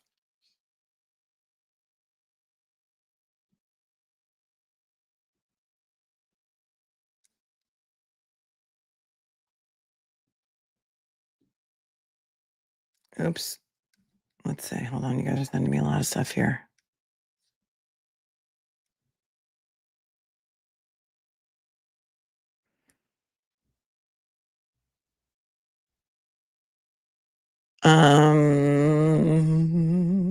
Oh yeah. Well, Robert Devine. Okay, so what had happened was Robert Devine had an affair with this woman, Tiffany Overstreet, all the way back in like 2015, and but she was not underage. I guess she was 30 years old at the time. And he kept taking out restraining orders against her because I guess his wife found out. So that goes back to my question about Robert Devine.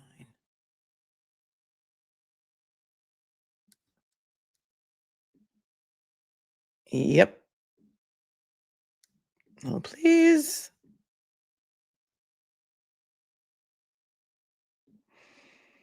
Thank you, Patty, for your Venmo. Says I'm the absolute best. No, you are. You are.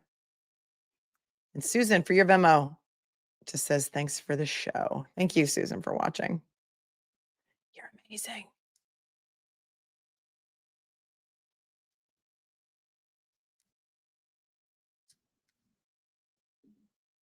Cardi B had a baby boy, huh? Oh, interesting. The baby was born. Wait, Corey shared some news? Hold on.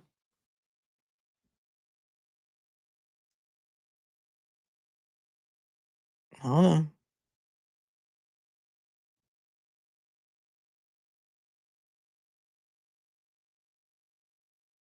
Better was rewatching the Robert Tellis trial last night. I was dying when you were making fun of his little moccasins. That trial was pure entertainment. It was the palate cleanser trial that we needed. You know, it was the palate cleanser trial that we all needed. Kim says that Aiden says that there will be new motions dropping today. I hope so, and I hope to hear it first from you. I hope to hear it first from me too. If I get them and they're in my inbox, I will absolutely cover them.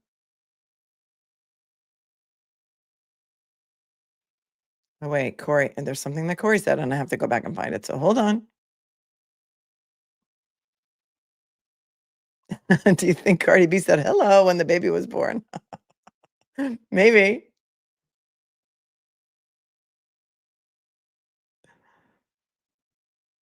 Hold on. I'm scrolling back. I'm going to find it. There it is. Corey Hopkins says, I spoke to Chief Perkins yesterday instead, continuing to negotiate. So far, he has been a model of transparency. Other agencies would do well to follow his lead. Oh, that's so good to know. I love that. I love it. So hopefully you guys can avoid a lawsuit there and get whatever it is that you're looking for from the Canton PD.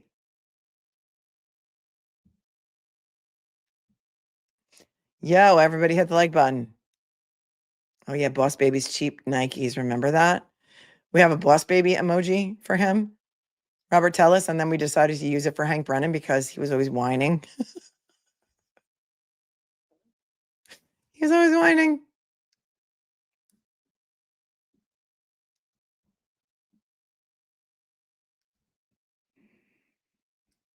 How long will it be till the silver bracelets come out? No, the hearing didn't start yet. It's pushed until 11 o'clock. Thank you, Jane, for your Venmo, who says, thanks for all you do. Thank you guys for watching and being interested in this.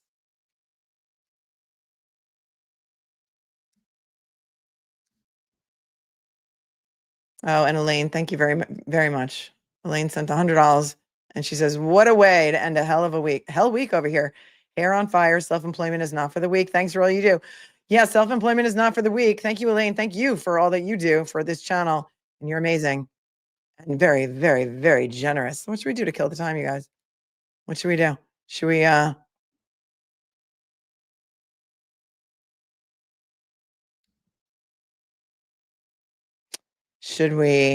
we don't have that much time. How much time do we have? I don't know, about half an hour. I don't know if we have enough time, but I really do want to watch Nicole Albert's testimony again at some point, but I think it's longer than half an hour. Because she was so scared on the stand. Why was she so scared on the stand? Who's going to snitch first? I don't know. It's like a contest, right? It's like a contest. Who's going to snitch first? Will we ever know how long it took for the first person to snitch? Yes, let's watch. Let's, so many of the Alberts and McCabe, all of the Alberts and McCabe's except for Jennifer McCabe only testified at trial number 1. And so it's so interesting to go back and watch it because we can see when they're lying. Snitch watch. We're on snitch watch. We're on snitch watch. Oh, yes. Remember Liza Little did the cross of Nicole Albert.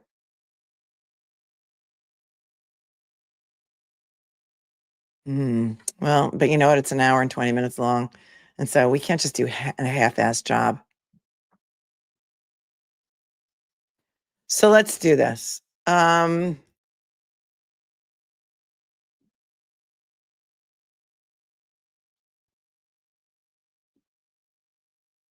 Let's talk about Aaron Spencer for a minute.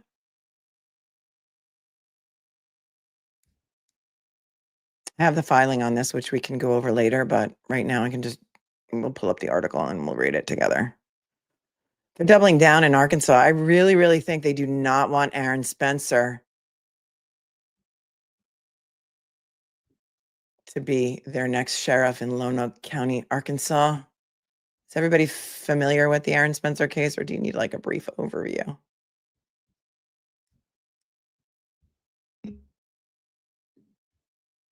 Aaron Spencer is a combat veteran. He's a father. He's awaiting trial in January for the murder of a man named Michael Fossler, who raped Aaron Spencer's 13-year-old daughter. Michael Fossler was arrested after Aaron Spencer's daughter disclosed her rape, I think, to a friend or relative, and charges were brought against this 67-year-old man named Michael Fossler in Lonoke County, Arkansas. Michael Fossler was charged with 43 felonies, including SA of Aaron Spencer's daughter and having multiple CSAM materials on his phone. Michael Fossler had also been the chief of police in a place called Hamlet, Indiana, many years earlier, and one of his earlier victims came out from like the 80s. Thank you, 50 Shades of Blue, for the videos. I'm not going to be able to look at them while I'm on stream, but I'll look at them another time. Michael Fossler was charged with something like 43 felonies, and a judge named Barbara Elmore let him out on something like $5,000 cash. And there was to be a trial in December of 2024 in which Aaron Spencer's daughter was going to be the only witness. This was, I don't have the exact dates in front of me. Spring 2024, I want to say. In October of 2024, October 8th of 2024, Aaron Spencer and his wife, Fossler was given a stay-away order from the family and the girl, $5,000 cash, got out of jail. October 8th of 2024, the dog starts barking. Aaron Spencer's daughter's dog starts barking, and they wake up, and his wife says, "Can you go check? I don't know, maybe she's sick." And so he goes into her room, and she's gone. She's gone. And so they call 911 and say, "Listen, we have a stay-away order against this guy, Michael Fossler. Maybe he's involved. Our daughter is missing. Help." Aaron Spencer does what any good father would do, and he gets out and he goes in his truck to go and look for his daughter. And by the grace of God, he comes across Michael Fossler driving his truck with Aaron Spencer's daughter in the passenger seat. There's some sort of a chase, maybe a pit maneuver. Michael Fossler's truck, I think, ends up in a ditch, and Michael Fossler is still trying to keep his daughter away from him. He can't get his daughter back, and so he does what many good fathers would do and pumps Michael Fossler full of lead, gets his daughter out of there, calls 911 and says, "Hey, remember I called you a little while ago about Fossler? Well, you might want to go check on him. Here's where he is." Aaron Spencer is arraigned, and the DA in Lonoke County decides to bring charges against against Aaron Spencer now for murder. And he's arraigned by the same judge, Barbara Elmore. Can you believe it? Same judge who let the man out of jail for $5,000, who probably was not going to let his daughter come home alive that night. And so in the public service that Aaron did, he's now being charged with murder. Very soon after the charges were brought against Aaron Spencer, he did get out on bail, something like $150K. Don't hold me to the details right now. But very soon after, Judge Barbara Elmore, who of course is hearing this case too, right? The Aaron Spencer case, decides to slap a gag order down, and no one's allowed to talk about the case because Heather Spencer, Aaron's wife, is getting very vocal about this on Facebook and other places. And so the gag order goes all the way up to the Arkansas Supreme Court. They find it unconstitutional. They find the judge to be way, way outside of her scope. And they suggest that, first of all, the gag order gets vacated in May of 2025, I think. And it's unconstitutional, and the case should go before a different judge. As of right now, Judge Barbara Elmore still has the case. And Aaron Spencer has announced that he's running for sheriff of Lono County because he doesn't want any other family to be subjected to what his family was subjected to. And so this came out like, I don't know what date this was. Oops, sorry, Cardi, I got to take you off the screen for a second. This article is from a couple of days ago. But it says new details released in the case of Arkansas dad charged with murder after shooting man found with his teen daughter.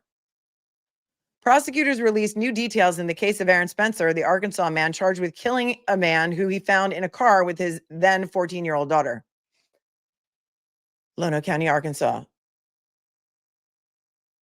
Prosecutors have now released the new details in the Lono County case of Aaron Spencer, the father who killed his daughter's alleged rapist and abuser, Michael Fossler, on October 8th of 2024.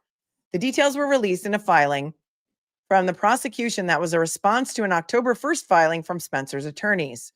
That filing argued that Spencer's conduct from July of 2024 is irrelevant to his murder case. Right. You remember we went over that motion in limine filed by Aaron Spencer's attorneys, in which they said that the fact that Aaron Spencer went to a mutual friend's house and asked if they knew anything about Fossler and knew where Fossler lived should not be allowed into trial because it's irrelevant to his case. And so apparently it was filed on October 1st, and I think they're a Commonwealth also. Anyway, the prosecutors just filed a response to this a few days ago in November, saying that, quote, Spencer's conduct. Okay, the defense filing said this: Spencer's conduct in July 2024 has no bearing on whether his use of force against Fossler more than 3 months later in response to Fossler kidnapping, essaying, and possibly eliminating his daughter as a witness in his own criminal case was justified. And that was the defense filing motion in limine that we went over. In response, on November 7th, the prosecution argued that Spencer's earlier conduct was relevant to the case and released some new details about his July conversations with law enforcement.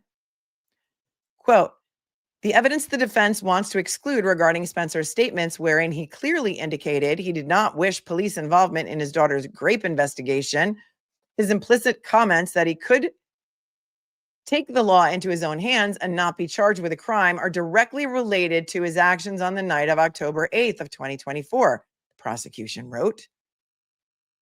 In the filing, the prosecution states that on July 8th of 2024, before Fossler had been arrested, Spencer went to the home of one of Fossler's acquaintances, asking for his address and phone number. He asked that acquaintance of Fossler's not to call the police, but word did get out, which led 2 Lono County sheriff's officers to visit Spencer's home that same day. Yeah, they came for him. They came for Spencer because I think that woman and her daughter went to the police, or went to Lono County Sheriff. A transcript of that conversation, which was recorded by one of the officer's body-worn cameras, is in the state's filing. According to that transcript, Spencer asks the officers, what's going to happen to that man when you arrest him and prosecute him and this and that? 3 to life, 3 to 5? What? He's just rolling around, cruising, grooming? Spencer then asked one of the officers how he would feel if the same thing were to happen to his own child, to which the officer responded that it had. When told the man responsible for that crime was in prison, Spencer indicated his belief that he and other child abusers still pose a danger to society even when incarcerated. He's going to get back out, isn't he? He's going to go around and F more kids, okay? Said Spencer. When an officer told Spencer, "We still don't live in a country where you can take the law into your own hands, okay?" Spencer simply replied, "BS." We have a button for that. At the end of the transcript, Spencer seemed to calm down, with an officer telling him that taking matters into his own hands would ruin his daughter's life even more. "So what can we do then? Can you guys go get him? Can you put him in prison?" replied Spencer. Spencer's understandable rage did not give him the legal right to kill Fossler, Lonoke County Deputy Prosecuting Attorney John Huggins wrote near the end of the filing. Ultimately, that will be up to a jury in a trial currently set for January 26th through 30th, 2026, with a pretrial set for December. Spencer ultimately did kill Fossler in the early morning on October 8th, 2024, after his wife called 911 at 1:12 a.m. to report their daughter as missing. When Spencer spotted Fossler at the intersection of Highway 31 and Highway 236, he followed him for around 6 miles, honking and flashing his lights, according to the prosecution. He followed him for 6 miles. He then rammed Fossler's truck into a ditch and fired on him 16 times with a pistol, striking Fossler 15 times. Right, Melissa, it wasn't about killing him. It was about saving his daughter's life. Right? And sometimes we need Dexter as our mascot in the corner, because sometimes people need killing.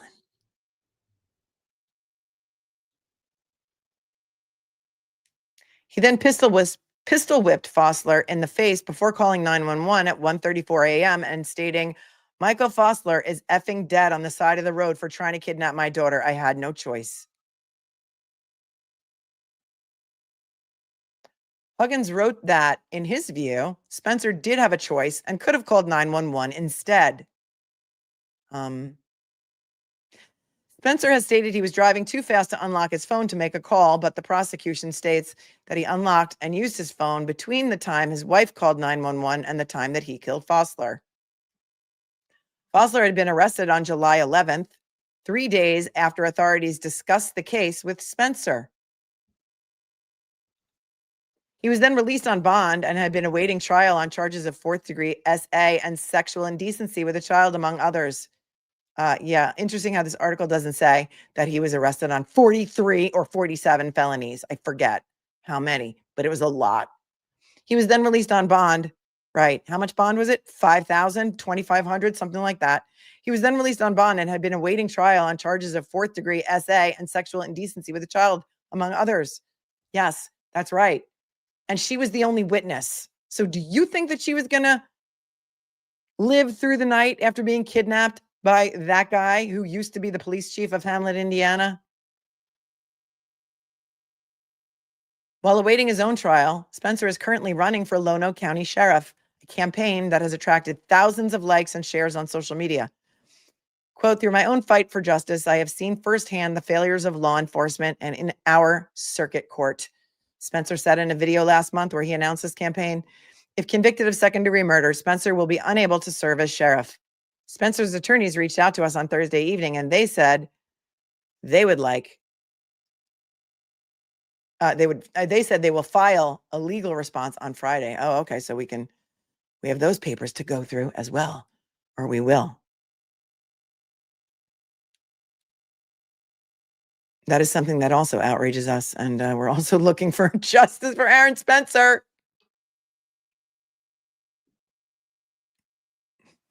What a baller move, though, running for sheriff, huh? Andrea Alexander says, no matter the outcome of this case, the public will always applaud him.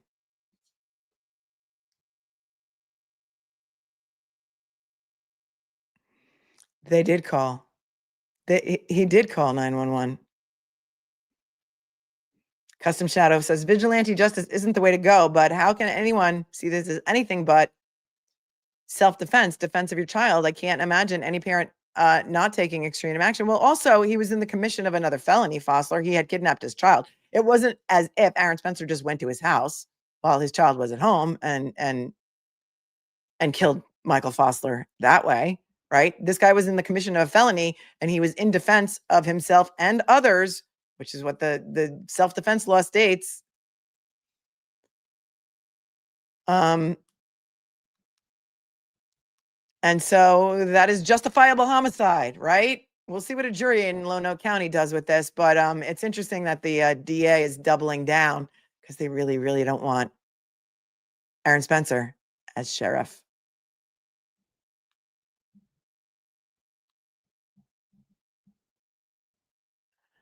In my opinion, right? Still waiting for Boston 10 to put up the hearing. What time is it?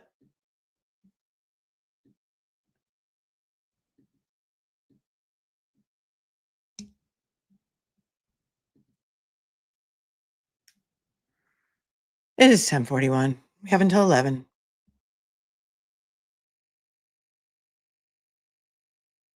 And here's another interesting little tidbit, something that I found out about Barbara Elmore, because Barbara Elmore, I don't know what is wrong with this judge. I really don't.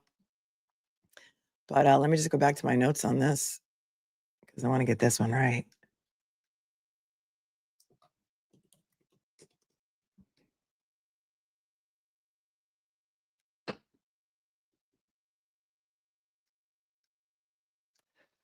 Barbara Elmore. There was a guy, a 19-year-old kid named Wesley Hennard, who was arrested in Lonoke County on one count of child rape and one count of sexual indecency with a minor and 20 counts of electronic facilitation of a child SA, okay, occurring on March 1 of 2025.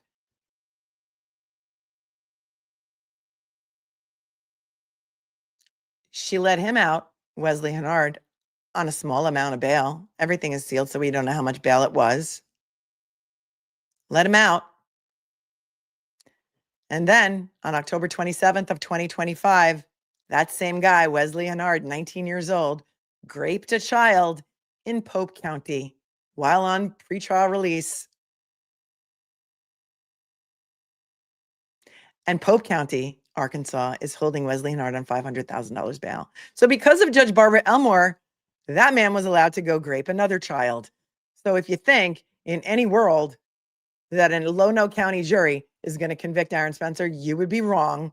And maybe Barbara Elmore, the judge, is the one who should be in prison. I don't know. That's my opinion. But it just happened again. And how many other times has it happened where she's let these child predators out on little teensy weensy bits of bail, and then they go out and they abuse again and rape again. And guess what? That child is left with a life sentence. It's horrific. It's horrific. The people of Lonoke County should be outraged, and they should want Aaron Spencer as their sheriff. And that's horrific. We covered that on another show as well.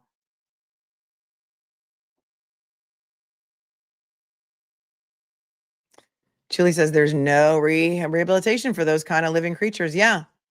There's another case that we're covering also, in case you haven't heard about it. It's Jesse Spencer. Jesse Spencer, a kid out of Oklahoma who is 17. His dad was at one point had something to do with the football team at Oklahoma State University. And Jesse Mack Butler was supposed to be sentenced to something like 70 years in prison because of the horrific acts that he committed on two other high school girls, including rape and including choking one of them out to the point where her doctor said she was 30 seconds away from death. And this Jesse Mack Butler over there in Oklahoma was supposed to be sentenced to something like 70 years. But at the last minute, the judge decided, you know what? He was only 17. Let's just give him a year of therapy and call it good. And the people in Stillwater, Oklahoma, they're outraged too. And they're standing out and they're doing the protests and the things. And maybe it's going to make a difference. But I've heard some rumblings they may convene a grand jury on that. I don't know if that's true, but listen, I agree with you. I do not think there is rehabilitation for those kind of people. They're going to abuse. And listen, when it comes to pedos, statistics show, and I know this from my work covering the Catholic church cases, that the statistics show that a pedo is not caught until they've already offended 100 times. That's the average. That's the average.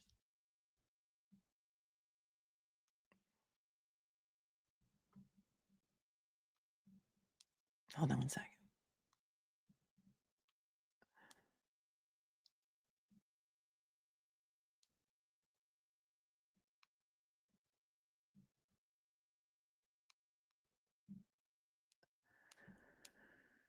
It's outrageous. They always reoffend, says Christy.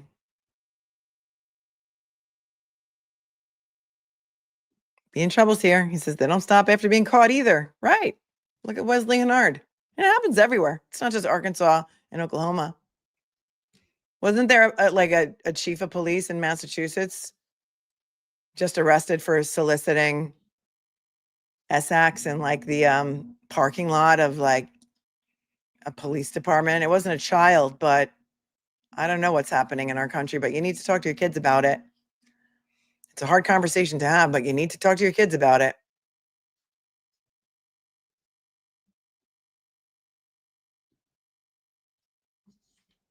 Yep. A year of therapy. A year of therapy. But because so many people are starting to cover this now, the Jesse Butler case, Jesse Mack Butler, and mainstream is picking it up. Maybe we'll be able to make some changes by screaming. Because the people of Stillwater are not having it. Jesse Spencer is just a matter of time until he gets another victim. That girl could have died. She was 30 seconds away from death. They had pictures of her in a wheelchair. It was horrific.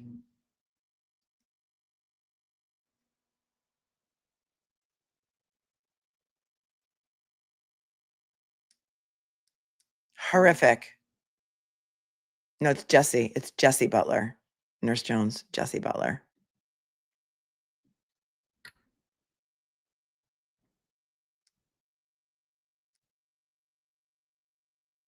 Right.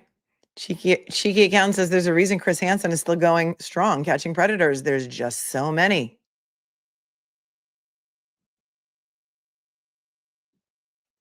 Lauren Mars is here. It's actually romantic. That's one of my favorite Taylor Swift songs off her new album, and you know it. Thank you. Wackatrol says emotions and lemonade. Yep, that's what it is. That's what we call it, Wackatrol. And the mods are on it.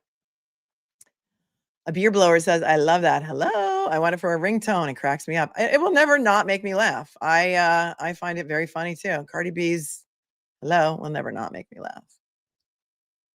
I found that trial highly amusing. That was another palate cleanser kind of trial that we needed to watch. It was necessary. Thanks for your 5. Here for Humanity says, sorry, the log may have been missing the niece's call, but did you notice how many calls and texts were deleted by Jen McCabe? Yes, we did. We noticed that. We've been screaming about that for a long time. By the way, I love my long sleeve blue Free Karen Reed Melanie Little t-shirt. Oh, I love it. Thank you for loving it. I love it that you love it. Whisper words of wisdom. Let it be. Let it be. Says, love snark and voracious show. You never disappoint. Thank you.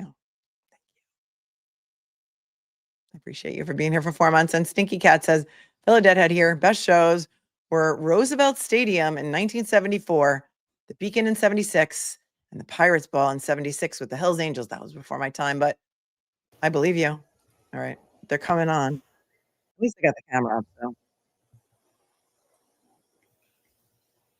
Got that going for us.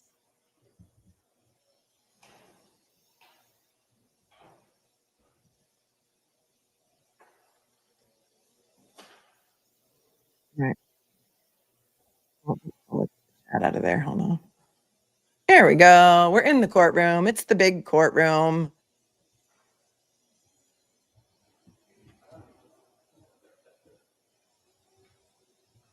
I'll keep it like this for now.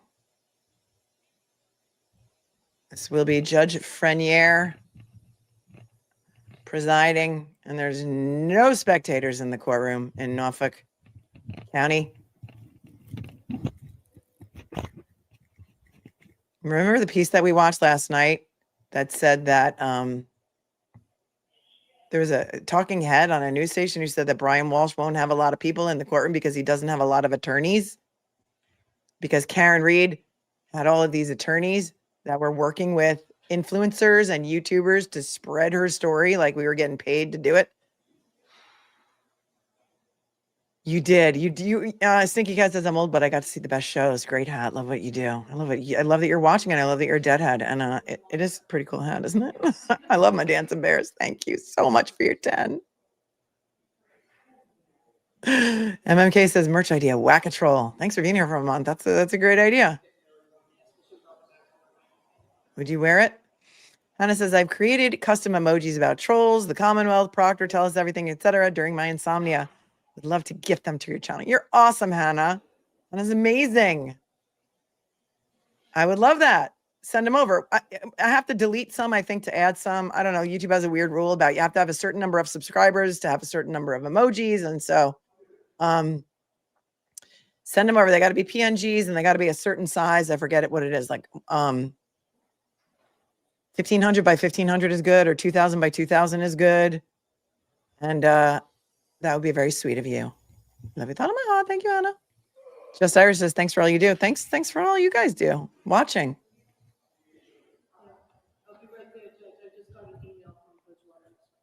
Terry gifted a membership. Thank you very much.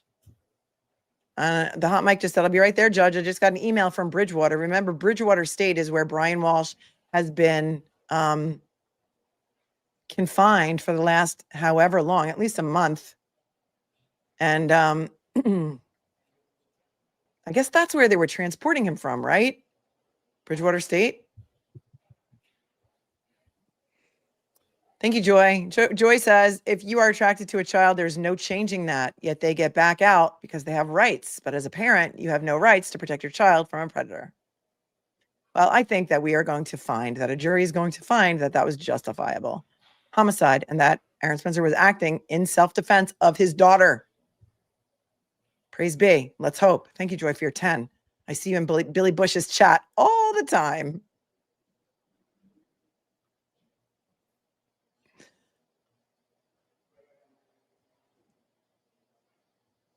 A. Bierbauer grew up in Stillwater and says, OSU is my family's alma mater. Are you outraged by what's going on there and this Jesse Butler case?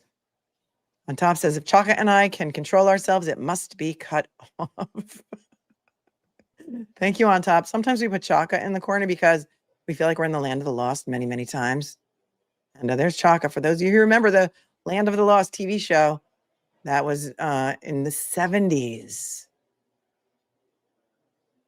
Yeah, Little Cupcake's like, the creep refused to hand over the daughter. Hello? Hello?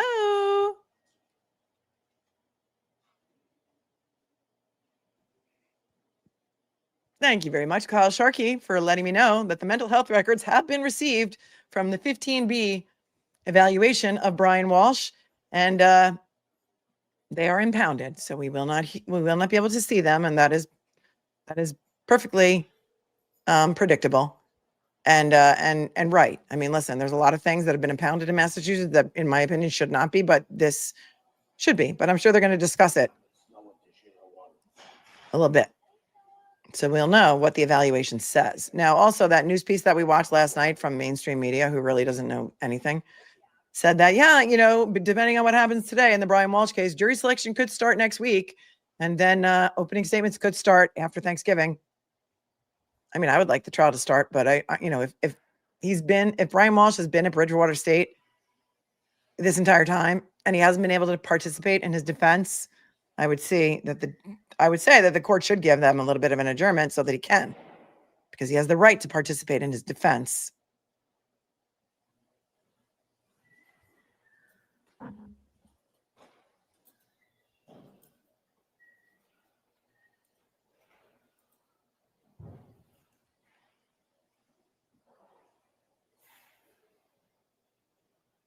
Yeah, hopefully we will get to Unimpound Town someday. Hopefully we will get there. Oh, here's some media. They've got their pads. They're coming in. Looks like mainstream may be covering this case as the media parades in for the competency hearing of Brian Walshe, who is awaiting his trial for the murder of his wife, Ana Walshe. It is a no body murder case. Her body has never been found.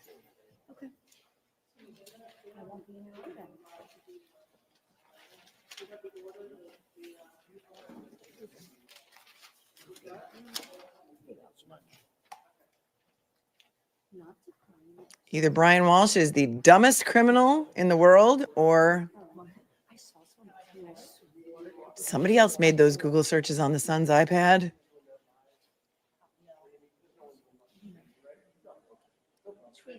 Can't even talk about the Google searches because that's how much YouTube hates them. Kendra, that is not an unpopular take, actually. Many people think that. Kendra says, maybe an unpopular take, but I'm not sure that Ana is not alive. Heard a theory from someone who claims to be in the know, and I'm not spreading any propaganda because we looked at the news articles from the craziness that Ana was involved in. I'm going to just mute this for a second because it's just background noise. Ana Walshe has a Serbian passport. She was involved in some shenanigans in the Washington, D.C. apartment complex that she was managing. There was a whole thing that went on there that a bunch of men lived in this Washington, D.C. apartment building, and they pretended to be FBI. And they did a whole bunch of shady stuff. And there were a bunch of people who said that Ana Walshe was shady and that she was covering up what was happening with these fake FBI agents. Fall into the rabbit hole on that. Just Google for yourself. Ana Walshe, Washington, D.C. apartment building scandal. Some people think she may have ties to the Serbian mob. I don't know. She was the manager of the building. She didn't just live in the building. She was the manager of the building. And some people think that it's like a Gone Girl type situation. Nancy says the people that she was involved with tried to infiltrate Biden's Secret Service. That's right. Those men can certainly get to her mother in Serbia. That's what they tried to do, infiltrate the Secret Service. Yes, it's very, very deep. And hopefully some of that stuff will come out at trial. I don't know what Larry Tipton's theory is, but I've said this too. Hold on.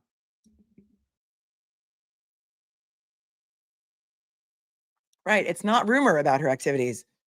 All of the Google searches that they found, which in my opinion were done outside the scope of the consent search warrant. There was an agreement made between Brian Walsh's attorney at the time, for those of you who don't know, and Lynn Beland, who was Michael Marcy's right hand at the DA's office.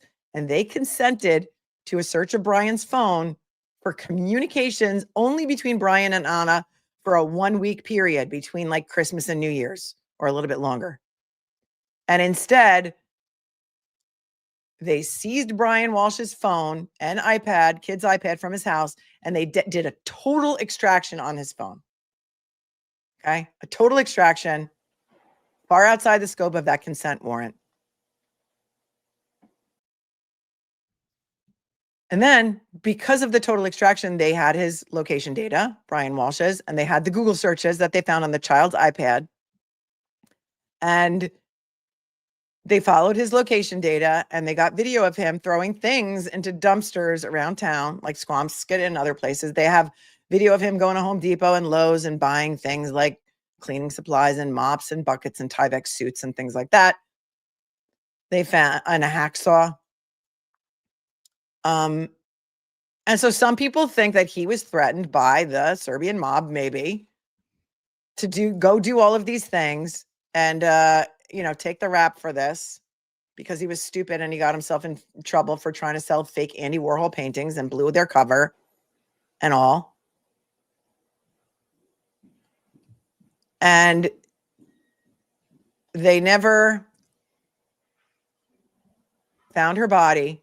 And the alleged bone that they found on the hacksaw was not human bone or animal bone. And okay, Badass Bitch says, I'm convinced the mob made him do it to get caught. And so I don't know what the truth is, but people say she would never leave her kids. But did you guys watch The Americans or any of these other like spy shows? Like spies do what they got to do. And I'm not saying that's what happened here, but that has been a running theory for a very long time. And also Ana was having an affair with the man who sold them their Washington, D.C. condo. And she left like, he's going to testify at the trial. She left like glowing reviews for him on his Zillow page. And we looked at that stuff too. And yeah, I pray that she's alive too. Or, I mean, I just don't know. Is there reasonable doubt though, I guess is the question. And based on what was found in Proctor's phone, and who knows what was found, but I do believe perhaps there may be nudes of Ana Walshe floating around that a jury may just say, listen, this investigation was totally biased, and it may be a reason for them to set Brian Walsh free. I don't know. How do they know it wasn't proctored? I'm just thinking for the future. Exactly. The Bruins fan says definitely reasonable doubt with that theory. I don't even know if they're going to bring that theory up.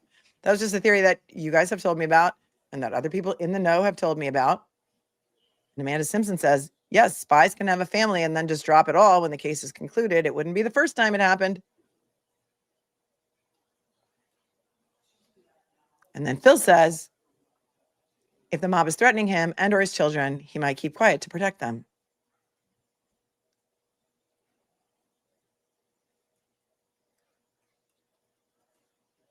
And so I just don't know. Where's Ana's boyfriend now? Well, I think he's going to testify at the trial, Rita. He's on the list. He's on the list. Kelly says, I won't believe the searches are real unless there's an independent forensic download in search of them. Guarino and company can't be trusted, right? Guarino was involved in it. And we saw Yuri Bukhenik testify at an evidentiary hearing on this case in front of Judge Freniere. What a different attitude he had. He had such a different attitude than he did in front of Judge Cannone. It was wild. Nancy says, that part, Melanie, there's certainly enough for reasonable doubt. And we both know Tipton is so good at poking holes. Yes.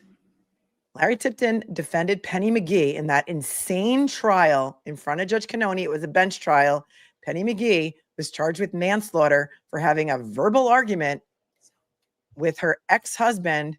They were living together at the time in the foyer of their home. Her ex-husband, after a verbal argument, dropped dead of a heart attack and several other comorbidities. And she was charged with manslaughter for having a verbal argument. And Larry Tipton defended her. We watched that trial together. It was amazing. And Judge Cannone acquitted Penny McGee from the bench without even taking a timeout. If you didn't watch the Penny McGee trial, go back and watch it. It wasn't very long. This trial is going to be lit. Thank you, Robin.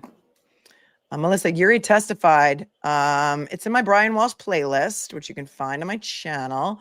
He testified at an evidentiary hearing in front of Judge Freniere, as did some of other law enforcement. And you should watch it. Law 2's most hated mob says, maybe it's me, but this guy was selling fake art, which is not your everyday crime. So why would he make those Google searches from any device connected to him? Right.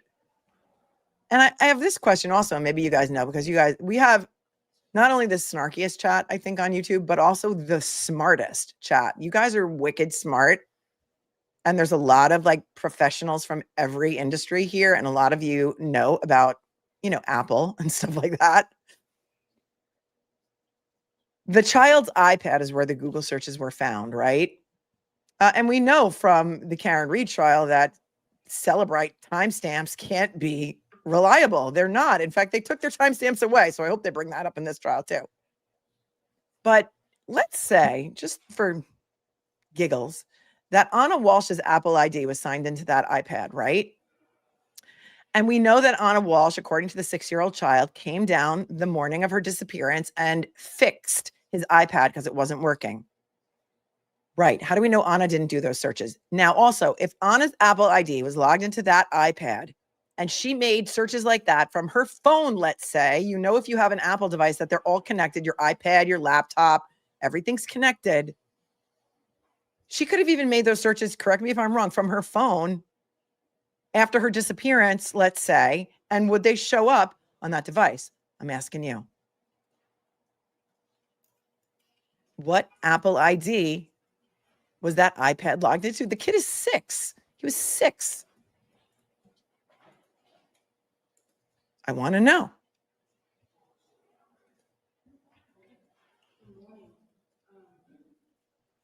Better with the Irish says here in New Hampshire, there's a guy whose family was killed by Russian mafia because he crossed them. It's well known here.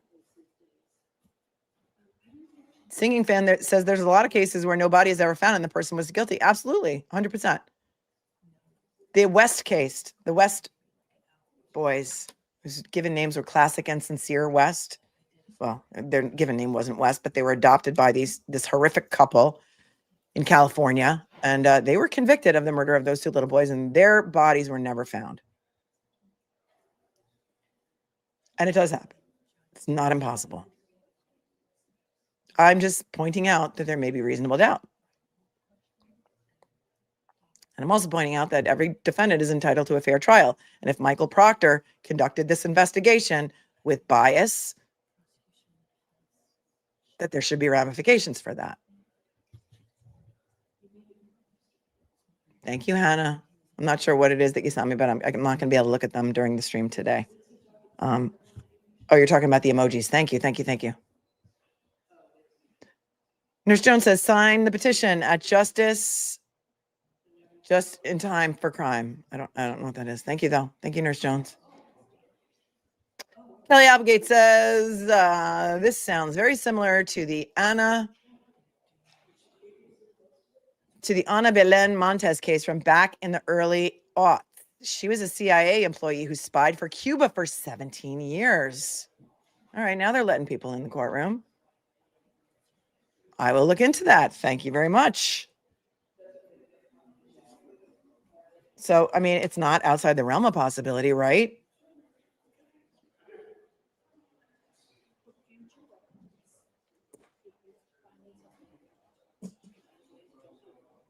Hope Larry Tipton's been watching your chat, you chatters, for theory ideas. And Gigi's here. Thanks, Gigi. In bed with a terrible migraine, watching TV with sunglasses on. Thank you for what you do. Hope you all have a great day. Thanks, Gigi. And I hope your headache goes away soon. And thank you for gifting a membership. You're awesome.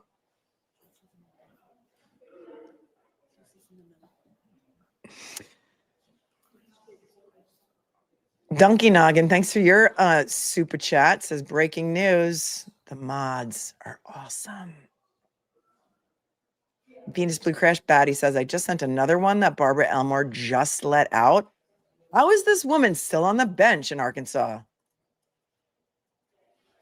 I'm sorry. Hello, I'm here. Let's play it again. Play it again. Hello. Hello. I mean, how is this woman still on the bench? Venus Blue Crash Betty.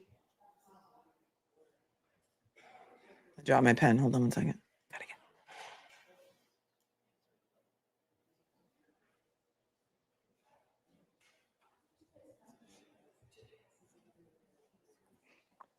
What's the over-under? What's the over-under on whether Brian Walsh is going to be deemed competent to stand trial?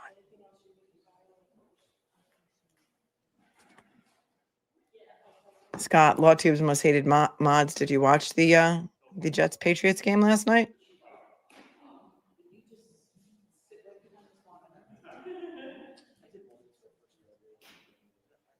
Yeah. Well, I mean, the Jets are 2-8 now, so what are you going to do? But it was close there for a little while, right? Wasn't it? It was a pretty good game.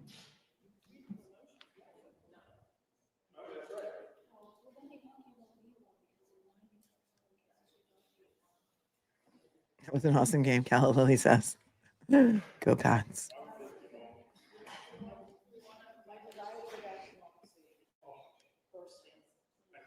Yes, there was a nanny, and there was a nanny. In the Brian Walsh case, yes. And I think she's scheduled to testify as well. And the Islanders one, says Latib's Mosay Damad.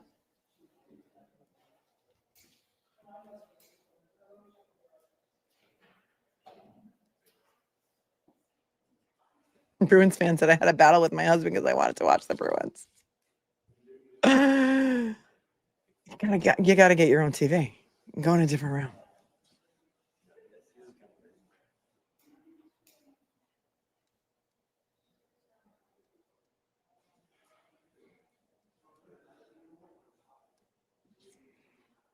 Sandra Dugan says back to Ana Walshe, she left her kids all the time to go to work in Washington, D.C., and she had no problem leaving her kids. And remember, she didn't come home for Thanksgiving.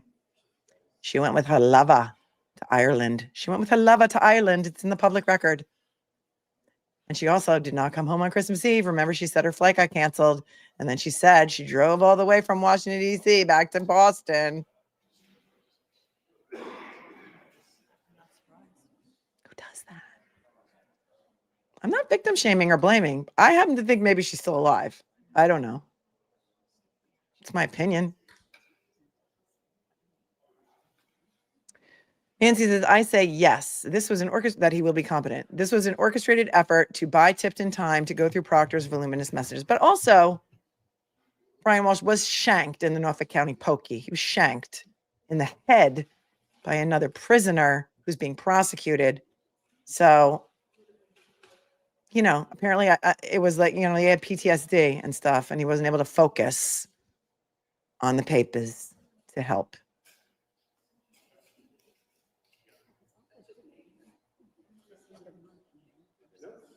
Becky says the Jets will have good draft picks.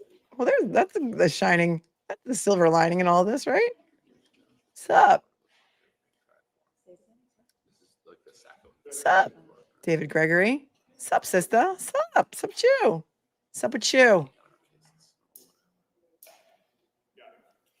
How long until 11 a.m.? I'm in a far time zone. Well, it's already 11:12, but at least we know they're coming on into the courtroom.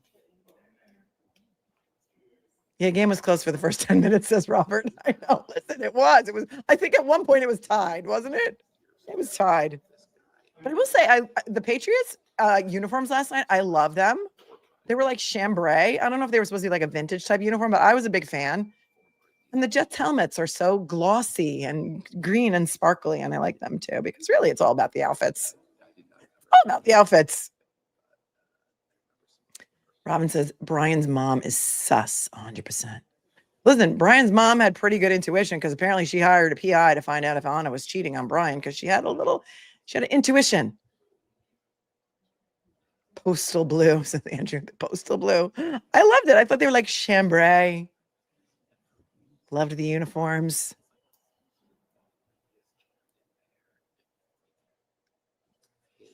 Allie Lou said, oh my gosh, same. That color of the Patriots uniforms. I like them. They also have a very, very attractive team.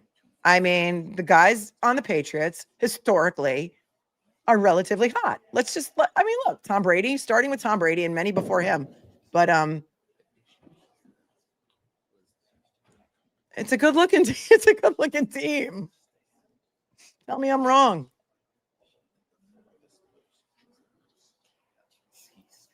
No, the court didn't even start yet. Don't worry, you didn't miss a damn thing. We've been shooting the breeze for 2 hours and 15 minutes. Nope, 2.5 hours. But we covered a lot of topics. A lot of topics.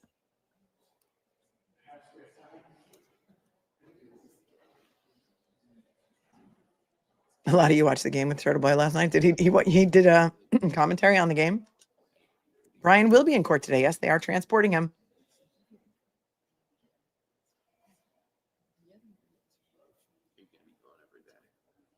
Don't forget to hit the like button, please. Thank you very much.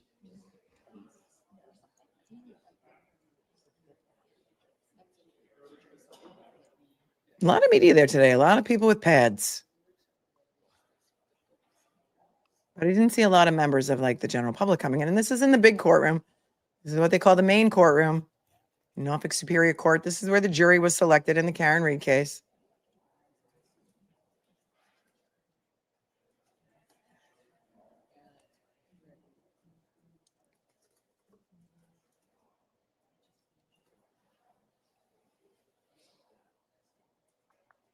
Oh, Magnolia Gypsy's here, says, place your bets on whether his hair will look like it was cut with a hammer. Well, what's the name of the barber? Hold on.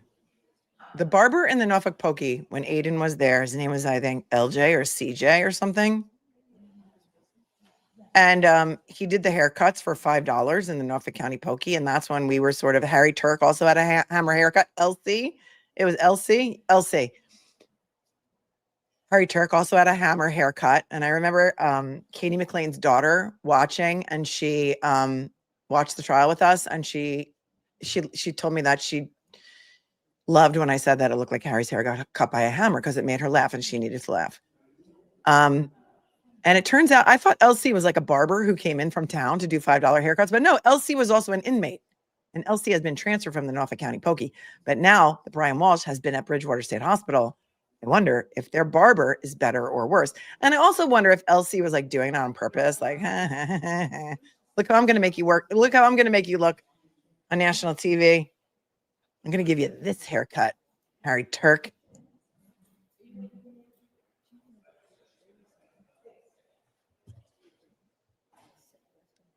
Where did the judge from the Turk trial go? Which judge was that? Who was the judge on Harry Turk? Was it Judge, wait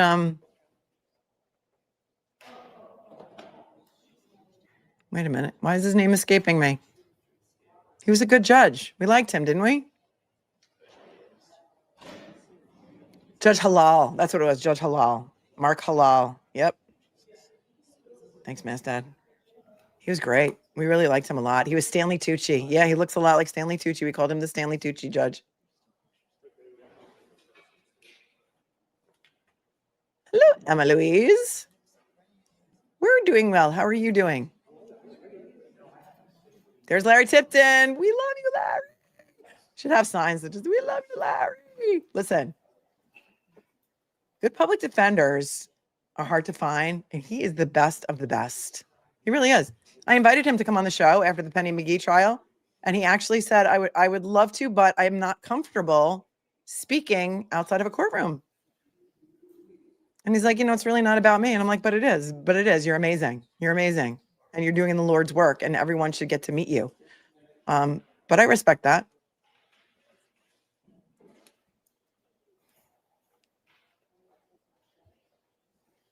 I respect that.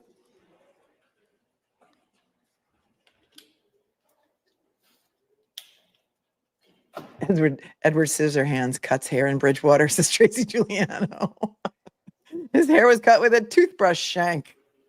This is David Reese. Andrea Alexander says, speaking of Tucci, I'm excited for the new Devil Wears Prada. I can't wait either. There's a girl that I follow on Instagram who has like all the behind the scenes footage of like the filming of the Devil Wears Prada too. And it looks like it's going to be great. I mean, who doesn't like it? Who doesn't like Meryl Streep?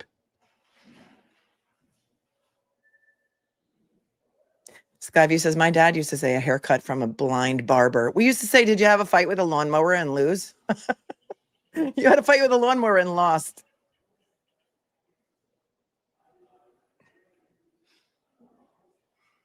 Melissa says, Norfolk used to have Jerry the barber, not an inmate.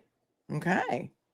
Like, why are they giving an inmate access to scissors and or like a razor? I don't know. I have questions about that.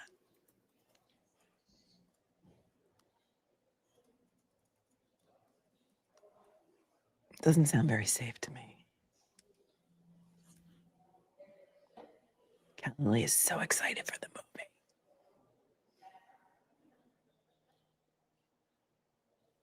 The Demon Barber of Fleet Street, says David Gregory. That's a good one too.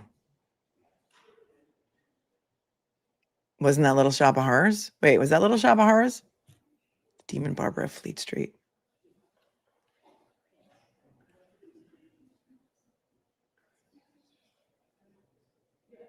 We're just waiting for them to start the hearing as we focus on the door of the main courtroom at Norfolk Superior Court.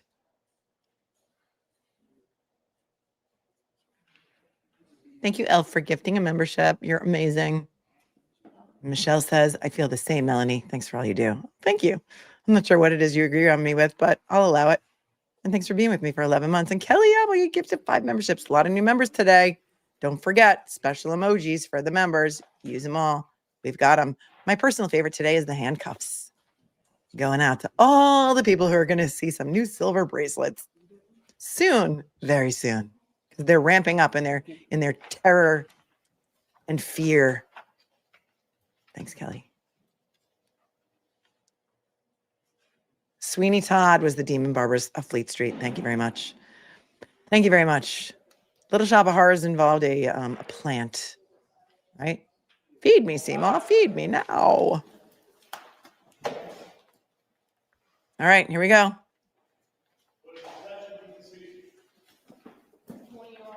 the matter of the Commonwealth versus Brian Walsh, criminal indictment 30091, matters on the competency hearing. Mr. Walsh is represented by attorney Larry Tipton and colleague attorney Kelly Porges, Commonwealth by 88 Greg Connor, 88 Tracy Cusick, and 88 Ann Yance. Counsel starting with the Commonwealth. Can you identify yourselves for the court in the ring? Good morning, Your Honor. Greg Connor for the Commonwealth, and with me is the trial team, Assistant District Attorneys Tracy Cusick and Ann Yance. Morning. Good morning to the Commonwealth. Good morning, Your Honor. Kelly Porges on behalf of Mr. Walsh. Good morning, Your Honor. Larry Tipton and Mr. Walsh. And good morning to Defense Counsel. We can have Mr. Walsh brought in. Is the volume okay, or do you need it to be louder?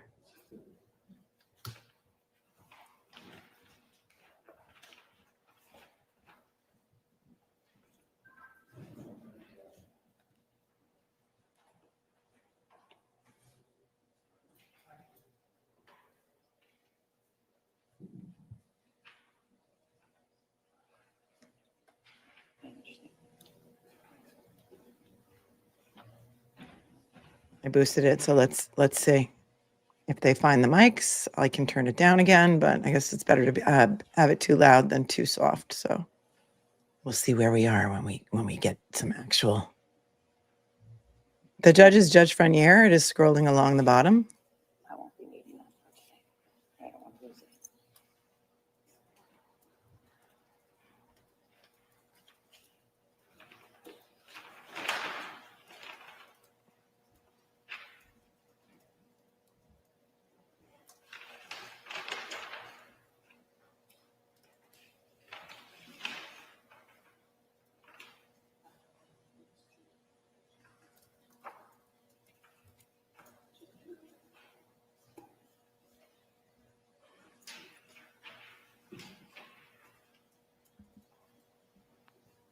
People give it a motion. Yes, Bruins fans, anybody can go to the courthouse to see trials. You absolutely can go. They are open to the public, depending on the seating. Karen Reed's trial did not have any seats for public because it was in a little tiny courtroom. But you can go just watch trials all day long. It is fun. Counsel at the side of the bench.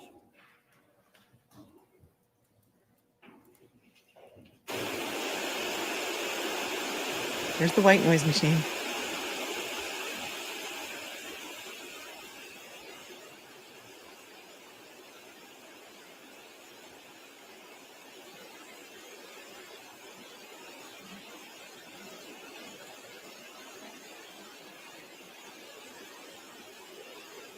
Sidebar.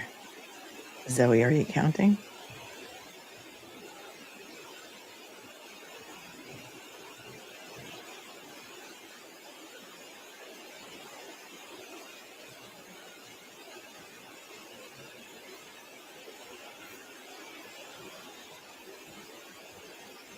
Here comes Brian Walsh, everyone. Come look at your screen if you can. He's got handcuffs on and he's able to walk, so I guess his legs aren't shackled. And let's take a look at his haircut and see how it looks today. So good. It's what you call it, not a hairdo, but a hair don't.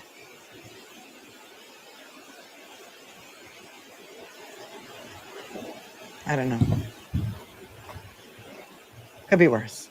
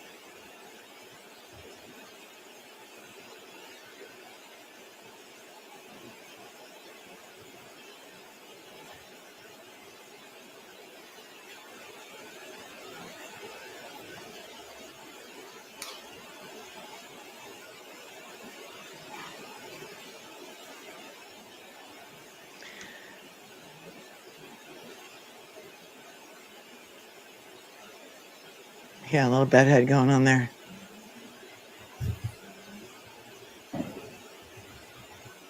It's all right. He's been in Bridgewater State. I heard it's not a great place to be.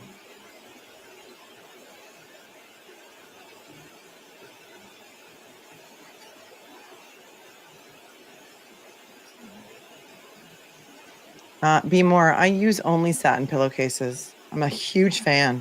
If you go on my Amazon list, you can find them for a set of 2 for $8.99. They're the best. I buy them in bulk. And also, they keep the pillow cold. I'm just saying. I agree with you. Satin pillowcases are the best.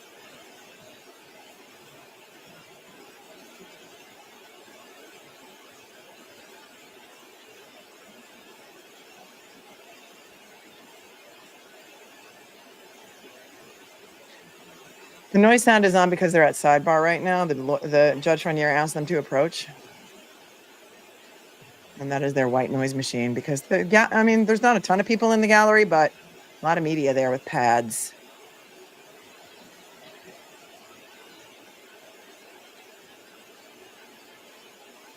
Hopefully we'll find out today when the trial is supposed to start.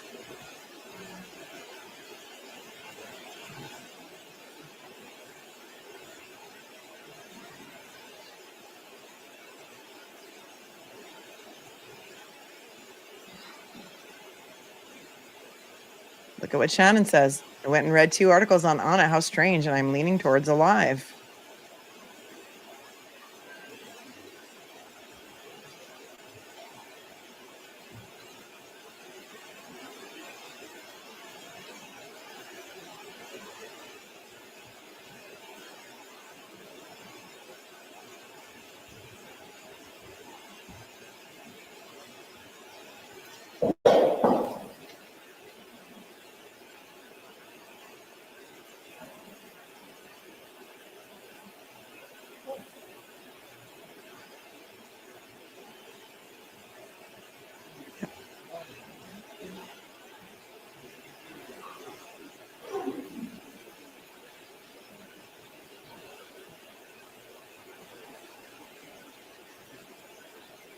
Yes, Lucy, this is Wonder Skin. I don't know what color it is. I have a couple now. I'm addicted.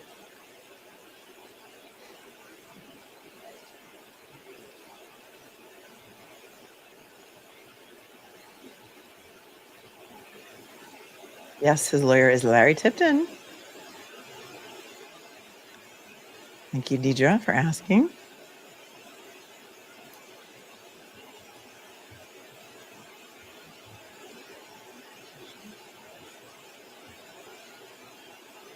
Look at Written Dream says, my cards told me she ran away.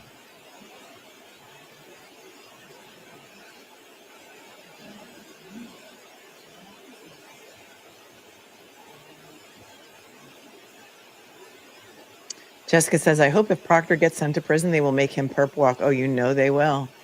You know they will.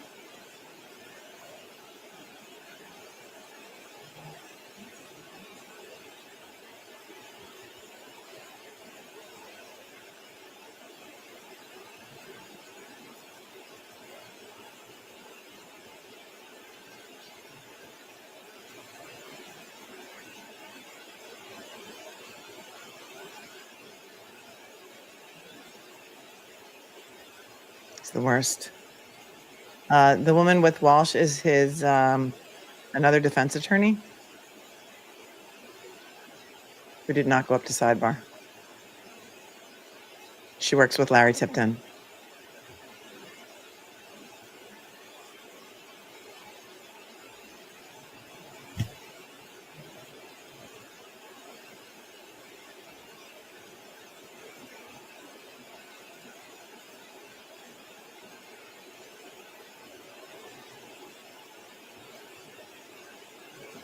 So annoying.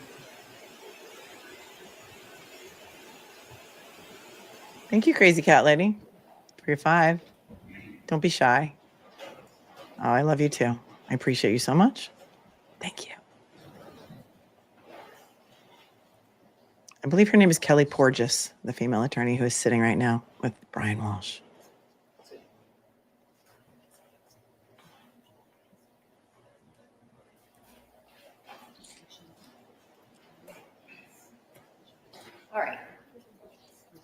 So welcome, as I said, to council, and welcome to Mr. Walsh.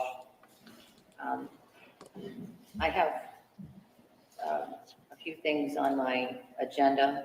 The first one, which is over here, is the competency. I've now received a report from Bridgewater State Hospital, comprehensive report from Dr. Ryan. In that report, Dr. Ryan concludes that the defendant is competent and ready to stand trial. And with that finding, which I accept, had a brief conversation with the side of the bench. What's the defense's position? I just want it on the record, on the public record, with regard to the defendant's competency. Two things. One, we're not contesting the competency finding. Two, we've had conferences with Dr. Holmes. We had them last month. What he asked us to do is he is concerned that changing the to the jail may have an adverse effect on Mr. Walsh. He wants us to advise us and ask us to inform the court of his concerns about that. He said that's not his lane.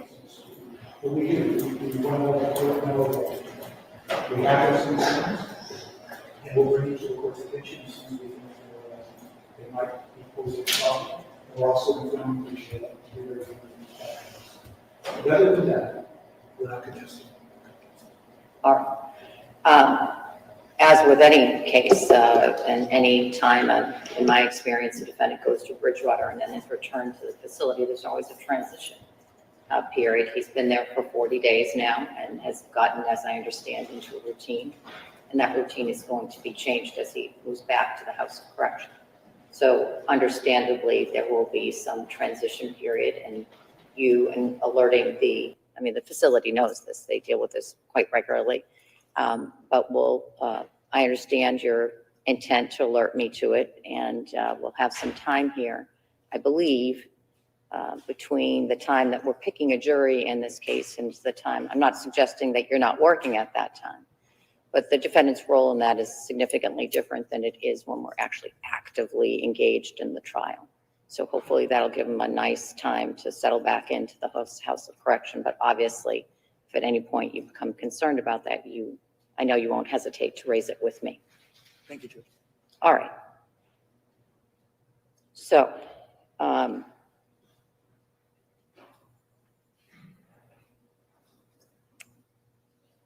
let me, and I discussed this with you at this side of the bench as well.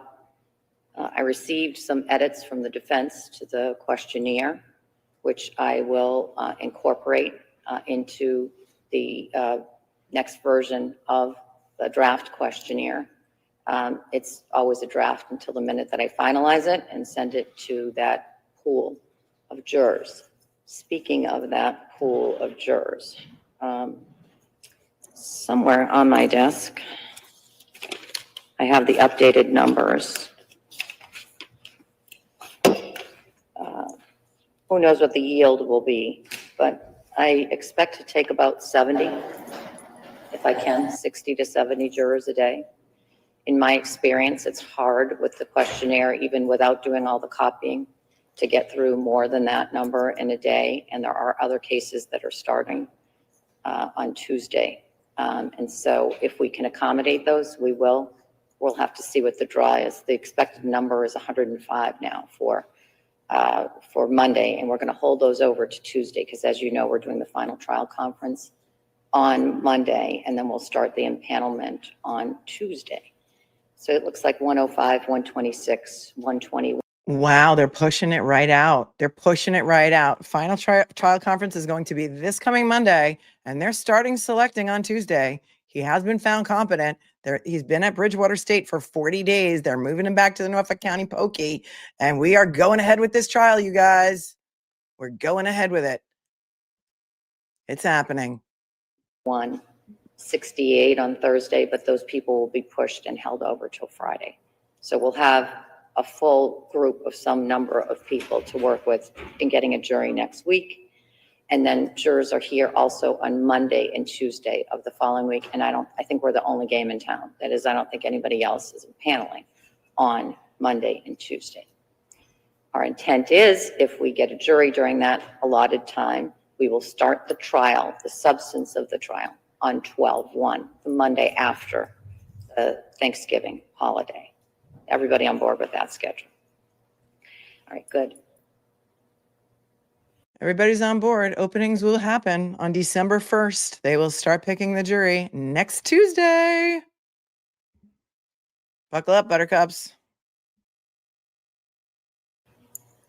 Let me next address, and then once I do this, I'll certainly turn it over to you. We're going to have our formal, really today's purpose was to address the competency.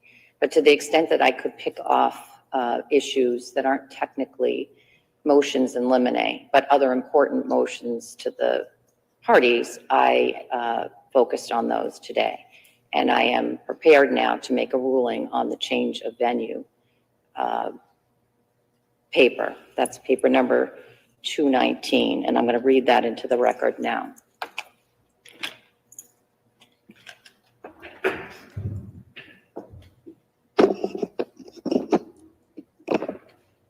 Mr. Walsh has moved for a change of venue on the grounds of extensive and prejudicial pretrial publicity that he asserts has tainted the jury pool so as to deprive him of his right to a fair trial by impartial jury. Alternatively, the defendant seeks an order that prospective jurors be selected from outside of Norfolk County. In support of his motion, the defendant has submitted evidence of extensive national and local media coverage of the case, beginning on January 6, 2023, after Ana Walshe was reported missing, and continuing till the present day, as well as evidence of social media engagement with this case. After careful consideration of the defendant's motion and the exhibits provided to the court, I'm denying the motion and the request for alternate relief for the following reasons. The court may order a change of venue where there exists, quote, and it exists in the community where there is a prosecution is pending so great a prejudice against the defendant that he may not there obtain a fair and impartial trial. And that cites back to Massachusetts Rule of Criminal Procedure 37 and Commonwealth versus Clark, 432 Mass 1 at 6, a 2000 case. A judge has substantial discretion to transfer a case to another county based on pretrial publicity. And according to Commonwealth versus Gaynor, 443 Mass at 245 at 259, pretrial publicity, even even pervasive adverse publicity does not inevitably lead to an unfair trial. A change in the place of a trial should be ordered with caution and only after the defendant has established, based on a, quote, solid foundation of fact, that the pretrial publicity has created presumptive prejudice. And to that I cite to Commonwealth versus Hart, 493 Mass 130 at 141, and Commonwealth versus Tulin, 460 Mass at 452, at pinpoint site 462, 463, a 2011 case. Presumptive prejudice exists only in truly extraordinary circumstances where the trial atmosphere is utterly corrupted by media coverage. And, quote, the entire venire may be presumed prejudice regardless of specific voir dire procedures utilized. This standard is only met if the publicity is both extensive and sensational. And to that I cite to Commonwealth versus Who's, 467 Mass 395, 406, a 2014 case. In assessing whether pretrial publicity precludes a fair trial, the court should consider additional factors such as, quote, the size of the community, the length of time between the peak media coverage and the date of the trial, and whether the news stories contained a confession or smoking gun rather than merely being unkind portrayals of the defendant, end quote. Commonwealth versus Garhut-Strider, 82 Mass Appellate Court 500-506, a 2012 case. The defendant here contends that transfer of his case out of Norfolk County for trial is necessary because the nature and extent of the negative pretrial publicity his case has received has encouraged a bias and prejudice against him in this county. Having reviewed the numerous materials submitted in support of the defendant's motion, I conclude that presumptive prejudice has not been shown.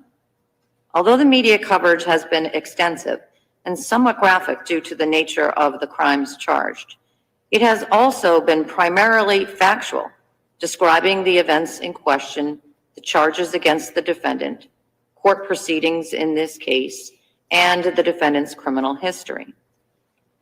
Quote, fact-based publicity, even that which contains references to charges pending against the defendant or a prior criminal record, is not the sort of sensational publicity that would give rise to a presumption of prejudice, end quote. And that's Who's at 467 Mass at 407. The publicity in this case peaked in January 2023 when the defendant was charged in connection with the victim's murder, and has decreased in frequency over time, undermining a presumption of prejudice. Again, Who's at 406 and Tulin at 460 Mass at 465. Notably, nothing in the defendant's submission addresses whether the pretrial publicity has been more extensive in Norfolk County or the likely number of potential jurors who were actually exposed to the media coverage. Moreover, other factors weigh against a finding of presumptive prejudice. The trial is scheduled to take place nearly 3 years after Ana Walshe was presumed dead, and therefore there has been a substantial amount of time between the initial media coverage and the selection of the jury. Indeed, much more of the recent media coverage is focused on court decisions leading up to trial and the status of the case. Further, the defendant has not shown that there has been any report of a confession by him or any like evidence. See Garhut-Strider, 82 Mass App Court at 506. And unlike other cases where the small size of the community weighed in favor of a finding of presumptive prejudice, for example, in Nantucket County, given the size of Norfolk County, the defendant has not shown a high likelihood that the entire jury pool would be tainted by the pretrial coverage of this case. To that, the court cites to Commonwealth versus Leahy, 445 Mass, 41 at 493, 494, a 2005 case.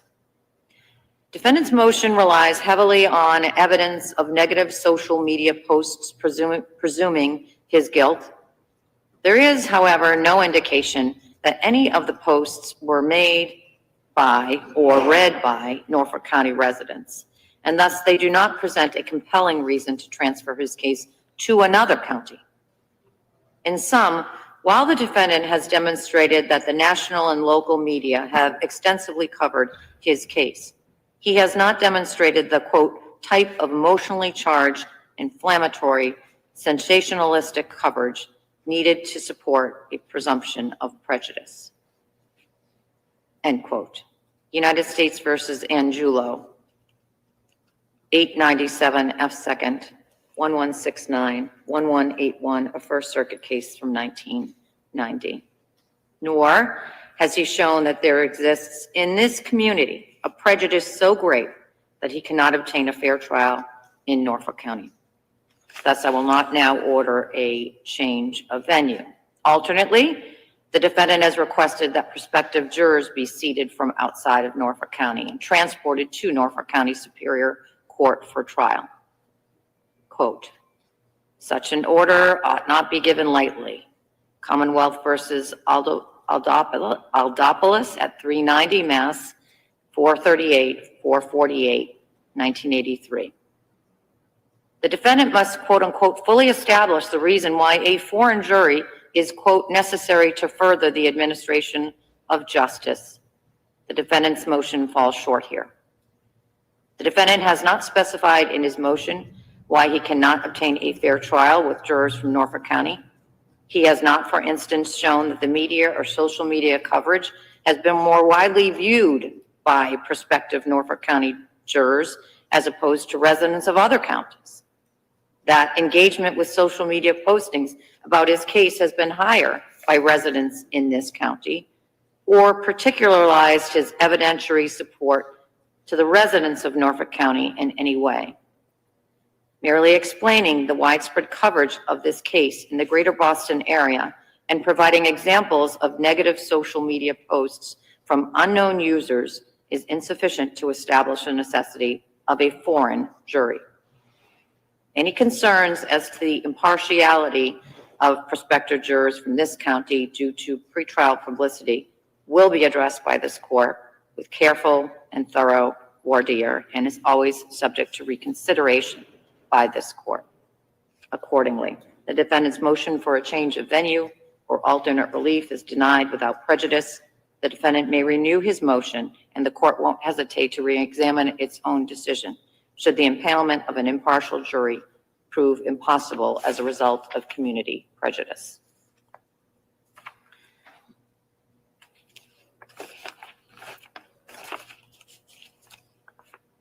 So there's one other matter that I want to address with the lawyers, and that will take place at the side of the bench. But before I do that, are there other matters that it's important for the parties to raise today, recognizing that we are going to have the final trial conference on Monday? Bless you. One quick one, Your Honor, was I know that Mr. Tipton had a hearing on 12/9, and I didn't know if the court was going to break for that at 2 o'clock.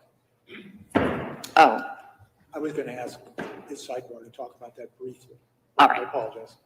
That's good.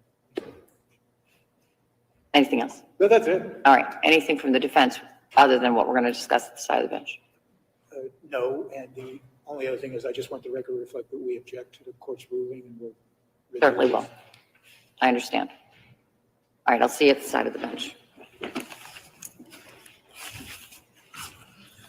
Okay, so the motion to change venue is denied. I'm going to just mute this while they have on that horrible sleep machine.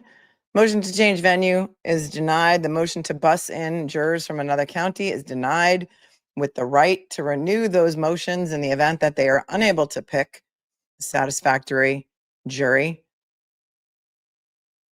Final trial conference is going to happen this coming Monday. We'll be covering that live as well. Jury selection is going to start next Tuesday and opening statements for December 1st. So we have our next trial all lined up. All lined up.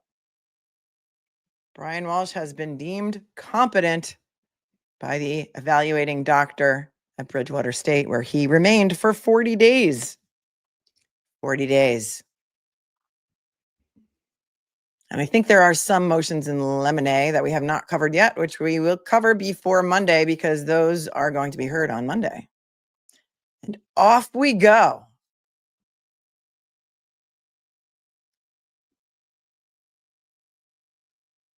Off we go.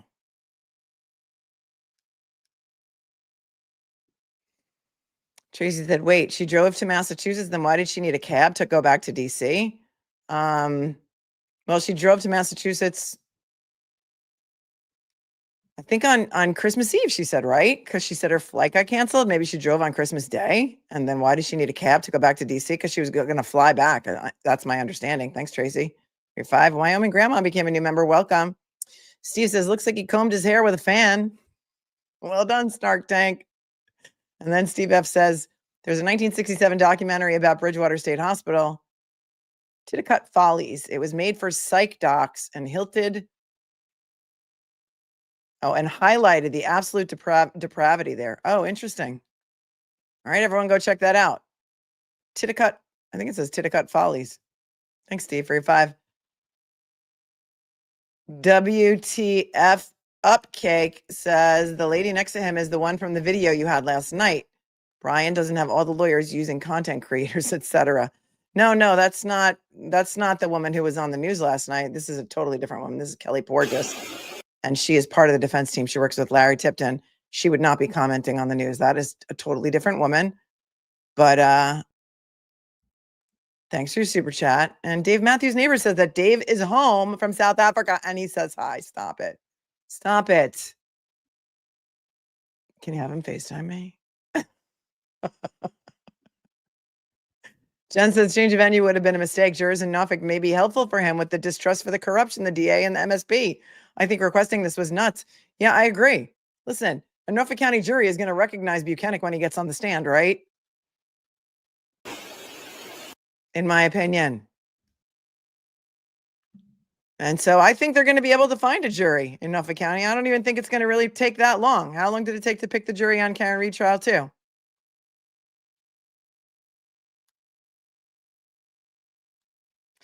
No, I think what's going to happen is they're going to rule on the motions in Lemonade, Marcello, on Monday. And that's what that's what usually happens at the pretrial conference. They talk about them, they discuss them, and she rules on them. I don't know if there's been any rulings yet. I don't think there have been. So we'll look forward to that on Monday. No, they have said they are not going to, the Commonwealth is not going to call Proctor, hell to the no. But the defense does have Proctor on its witness list.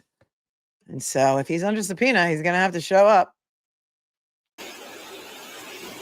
And we just can't wait to see what was in Proctor's phone related to the Brian Walshe case, because Larry Tipton has told us that it absolutely is relevant in his case. And we don't know what it is yet. We just can't wait for it. Brian Walshe is like a statue, like he's not even moving. And the sound machine is still on.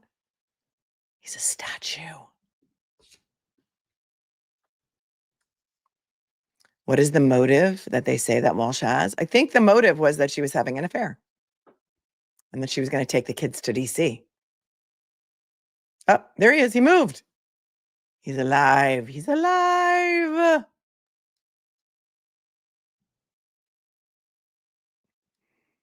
Megan says, we don't live that far away from Norfolk, and my husband has never even heard of this case, and he knows nothing about it. I was telling him about it this morning. They will be able to find a fair jury.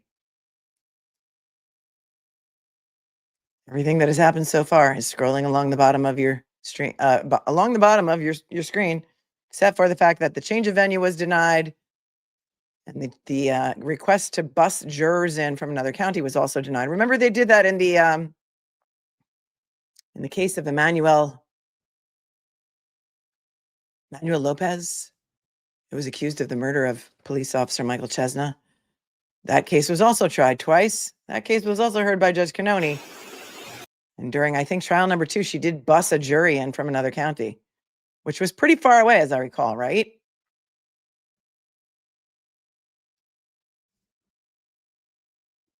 How long will the trial take, in my opinion? I don't know. I think that they are going to talk about it. I think they have talked about it. It could be a couple of weeks. It's not going to be a short trial like Aaron Spencer. They only expect Aaron Spencer's trial to take 5 days in Arkansas. I don't recall if they've said in this trial how long they think it's going to be, but could be a couple of weeks. There's a lot of witnesses.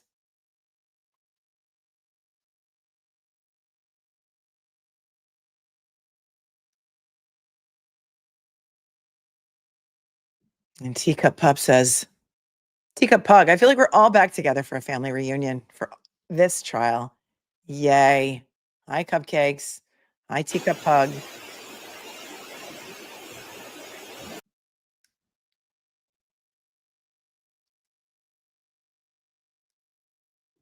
Teresa says, or hypothesizes, Anna probably moved on because Brian was going to get a long sentence for the Andy Warhol case too. Yeah.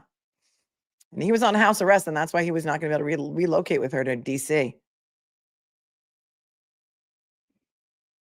Me, Mary D says, yeah, unless you follow true crime, most folks probably don't even know about this case.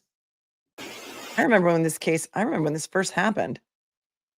New Year's Day, 2023.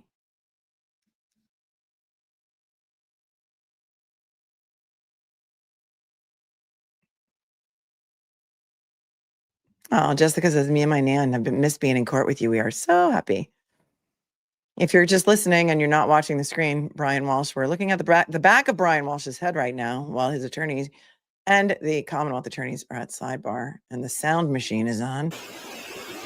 It was all over the news back in the day, says Swiss Miss. And yeah, that was the judge's reasoning for not changing venue, is because she said most of the publicity surrounding this case was all the way back in 2023. And so she thinks they can absolutely find a fair jury in Norfolk County. And I think so too. And Good Citizens is here, says Chestnut is dear to my heart. He was a police officer in my town. The person that committed murder had a lengthy record. Police were looking for him in my father's backyard a year prior to his murder. Wow. And didn't the judge berate his widow for showing emotion in the courtroom? Am I thinking about the right case? It was Judge Cannone.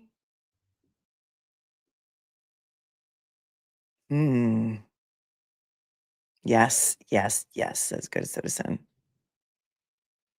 Yes, yes, yes. Michelle says, do you think it's rude that they're at sidebar for so long? I mean, they have company, after all of us cupcakes. I know.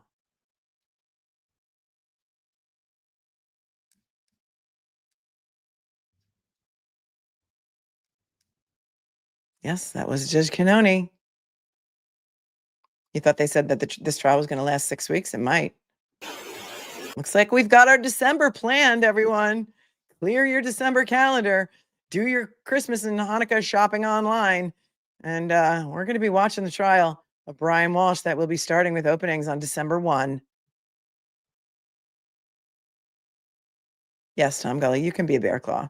The reason that you're called cupcakes is because I have this sign behind me, because I have 5 kids, that says, you can't make everyone happy. You are not a cupcake. And that's been my mantra since I became a mother. Because when you have 5 kids, not everybody's always happy at the same time. In fact, it is rare. And the chances are slim and none. Slim just got on the bus. So you guys, it morphed into you guys being cupcakes because you make me happy. And so there's that. Are you ready for it? Are you ready for it? Come on, is here. And she says, Walsh can't take any last minute plea deal and ruin our December viewing, can he? That's what happened with Koberger. I don't know. I suppose anything is possible, but I hope not. We need a good trial. And we've been following this. I've been following this personally since before I had a YouTube channel. When it first happened in January of 2023. I don't know that there's a date for Miles King's trial yet. They're still fighting over evidence.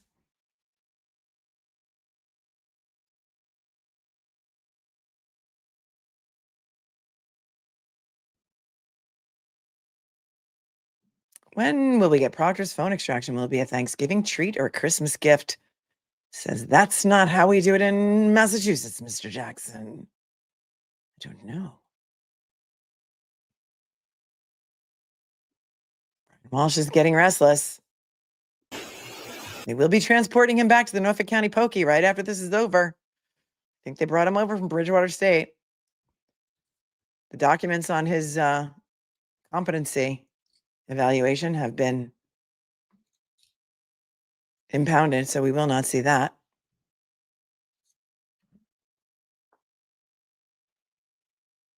Thank you, Jane. Thank you, Jana. I'm sorry, Jana, for your Venmo. It's adorable. $11.11. I love that. It's like the portal. I don't think he'll play. Yeah, Robin says with Proctor's texts and maybe photographs, maybe some nudes of Ana Walshe, he won't play. He'd rather risk it. Yes, the mega motion is happening on December 5th. That is true. We'll have to do everything. We'll have to do everything that day. Let's say December 5th. You know what? You know what they might do?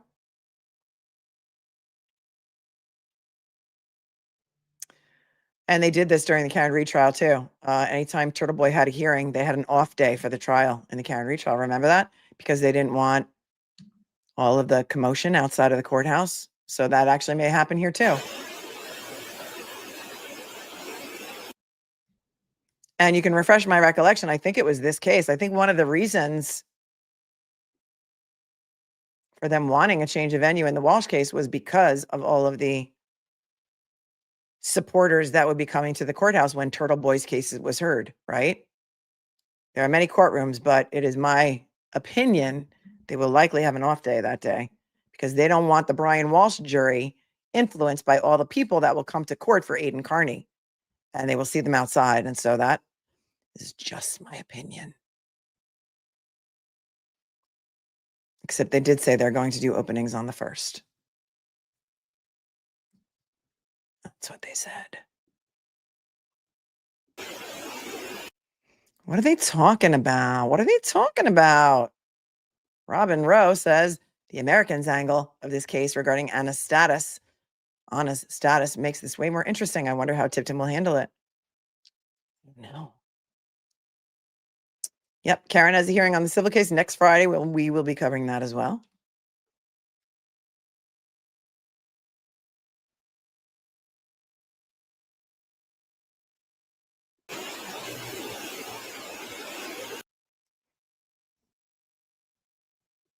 Hot for the Hillside says, Anna is so pretty. Ain't no way Proctor used his manners when it came to her phone, in my opinion. How long have I been screaming this? How long? How long? Oh, exactly since the time when it came out at trial. No nudes so far. I said, wow. Do you think it's a thing that they did? You think it's a thing that they did? It was their custom and habit of sending nudes around from all the phones that they collected and they had them maybe in a file somewhere. I specifically remember bringing up Ana Walshe, and I was half joking, but now we may find out that it's true.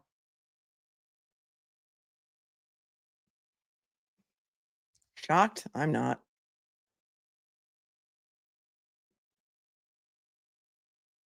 Shenanigram Yell Rock says, Anna is a Russian spy. She needed to get into DC and make a name for herself to get in tight with important parties. I've covered that side of it.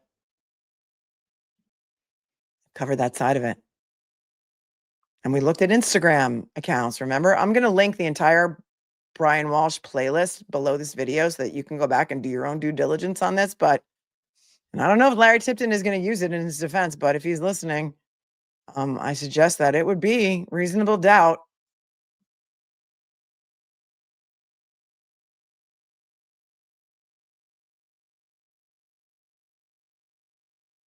KDB says, Karen could not have been the first or the last. Those texts that we heard were too comfy between that bunch. No, I'm still waiting for this complaint to drop, MMK. The civil complaint of Karen Reed's team against the McCabe's and the Alberts. They've got this weird thing in Massachusetts where sometimes when they make motions, the motions have to be submitted to the court as a whole package, like the motion and then the opposition and then the reply. And then they, in civil court, I think, submit the whole package before it hits the docket. So it may have been served and we just don't know yet because it's not public. But we did hear when Damon Seligson, her lead attorney in the civil case, went on Howie Carr's show, he said it was imminent, that these filings were imminent. And that was a while ago. It was a couple weeks ago. So we're still waiting.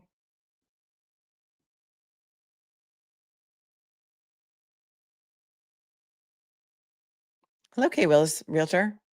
This is in the Norfolk Superior Court, in the large courtroom where the Karen Reed jury was picked. It's really annoying.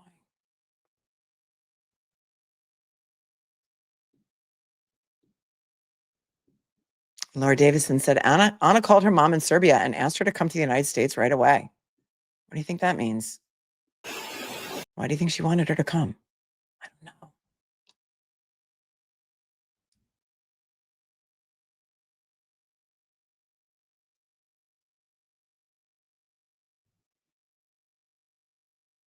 I don't know. I don't know. I heard there's going to be motions on Aiden's case dropped today, so we'd have to cover that too.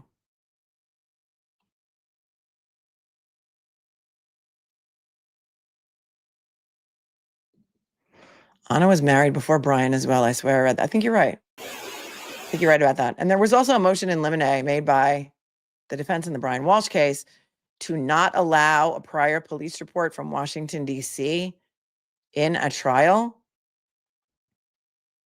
And apparently there was a police report where Ana Walshe called the police and said that she was afraid of Brian, or there was some DV incident. And I think, if I'm recalling correctly, you can correct me if I'm wrong, that the Commonwealth said they were not going to introduce that into evidence, that they agreed not to.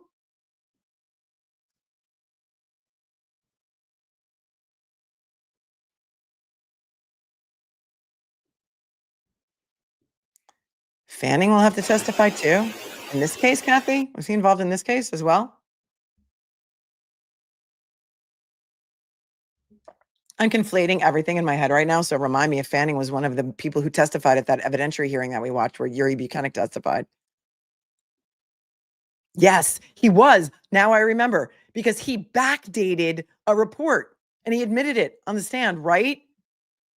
Wasn't that Fanning that said that at the evidentiary hearing in front of Judge Freniere regarding this exact case? That he openly admitted backdating a report? Yes, that was Fanning. Thank you, David Reese. Yes, yes. And he's going to be here and he's going to testify. And what is in that phone about Fanning? Can't wait to hear it. Right. They're walking back. All right. So Madam Clerk reminds me we're on for 9 a.m. on Monday. If there's anything you need between now and then, you get it to Madam Clerk. Otherwise, I look forward to seeing you at that time. Thank you, Your Honor. Thank you very much. Thank you, Judge. Stands continued to Monday, November 17th at 9 a.m. Thanks, everyone. Brian Walshe is like, what? What? And they're escorting him out of the courtroom. If we I spy anybody that we recognize in the gallery.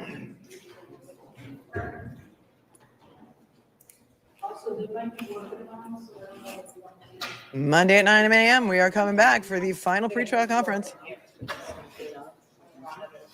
Any boots on the ground that are going to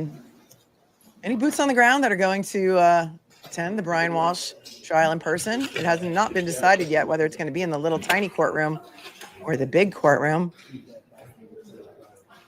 Hopefully it's in the big courtroom so people can go and watch in person, because it is fun to go watch in person. And they still haven't cut their feet, so we'll keep watching. It looked like he was being dragged out of court, right? There's a wide shot. There's Larry Tipton speaking to, I'm not sure which attorney that is. That Lisa Beatty with the glasses? I'm not sure. Was Laura McLaughlin there today? Is that Laura McLaughlin in the, I don't know. I was kind of futzing with the controls, trying to up the volume. But Laura McLaughlin was on this case. And that is why. Do you remember she was scolded by Judge Freniere when Judge Freniere was talking about the phone extraction, the federal phone extraction, the federal TUI documents? And Judge Freniere scolded Laura McLaughlin and said, I'm sorry, Mrs. McLaughlin, but weren't you also on the Reed case? So you've already had a chance to look at that stuff. And so you should know what's in there, and you should know whether anything is relevant to the Brian Walshe case. I remember she called her out. That was over the summer. And so, if you were just tuning in, well, you just missed the Brian Walshe hearing. Brian Walshe has been deemed competent after his 40-day stay at Bridgewater State Hospital. He has been deemed competent to stand trial. The final pretrial conference will be this coming Monday at 9 a.m. We will cover that live. Jury selection will begin on Tuesday of next week, with opening statements scheduled for December 1st. And so the prosecutor is Greg Connor, and I think Lisa Beatty. And Laura McLaughlin had been on the case. I don't know if she is anymore. Do with that what you will. Change of venue was denied, and that the request to bus jurors in from another county was denied. And so we've got our next trial. Woohoo!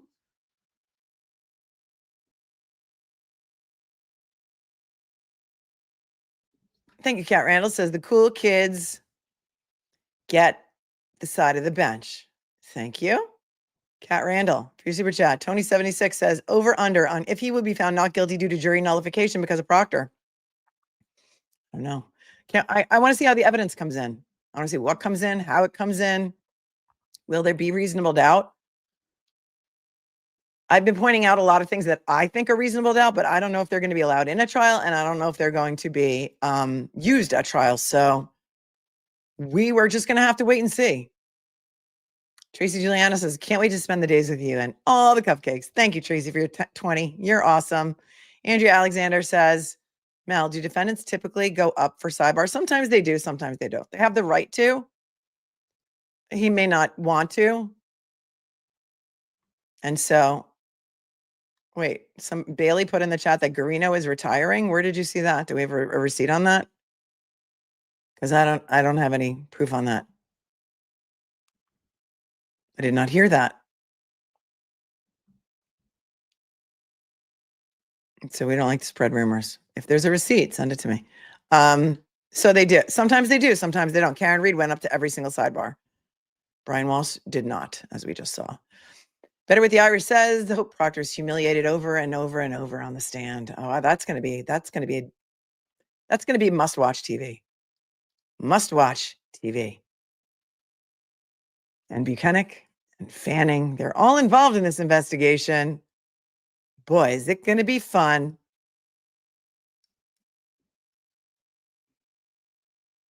I can't wait. All right. Let us see what else is going on here. Thank you, Brenda, for your Venmo. It says thanks for all you do. Thank you guys for watching and for being interested in this. And I have some other emails that I will get through today. We will see later if anything drops on Aiden Carney. Perhaps we will come back and cover it. So you're going to want to make sure that all of your notifications are set, that you are subscribed, that you haven't been unsubscribed randomly by YouTube because they're doing that. Mama She, thank you for your super sticker. You're awesome. And thanks to the moderators today because we had a lot of time to kill, but it was a good conversation that we had for the first 2 hours of this stream before the hearing started. Thank you very much, Mama She. Love you on my heart. And MMK says Quincy voters flipped 5 of 6 incumbent city councilor seats. Incumbents who are backed by or close to Koch or Koch. I don't know how he pronounces his name, that Quincy guy. And Morrissey. There's some hope in Norfolk County, MMK says.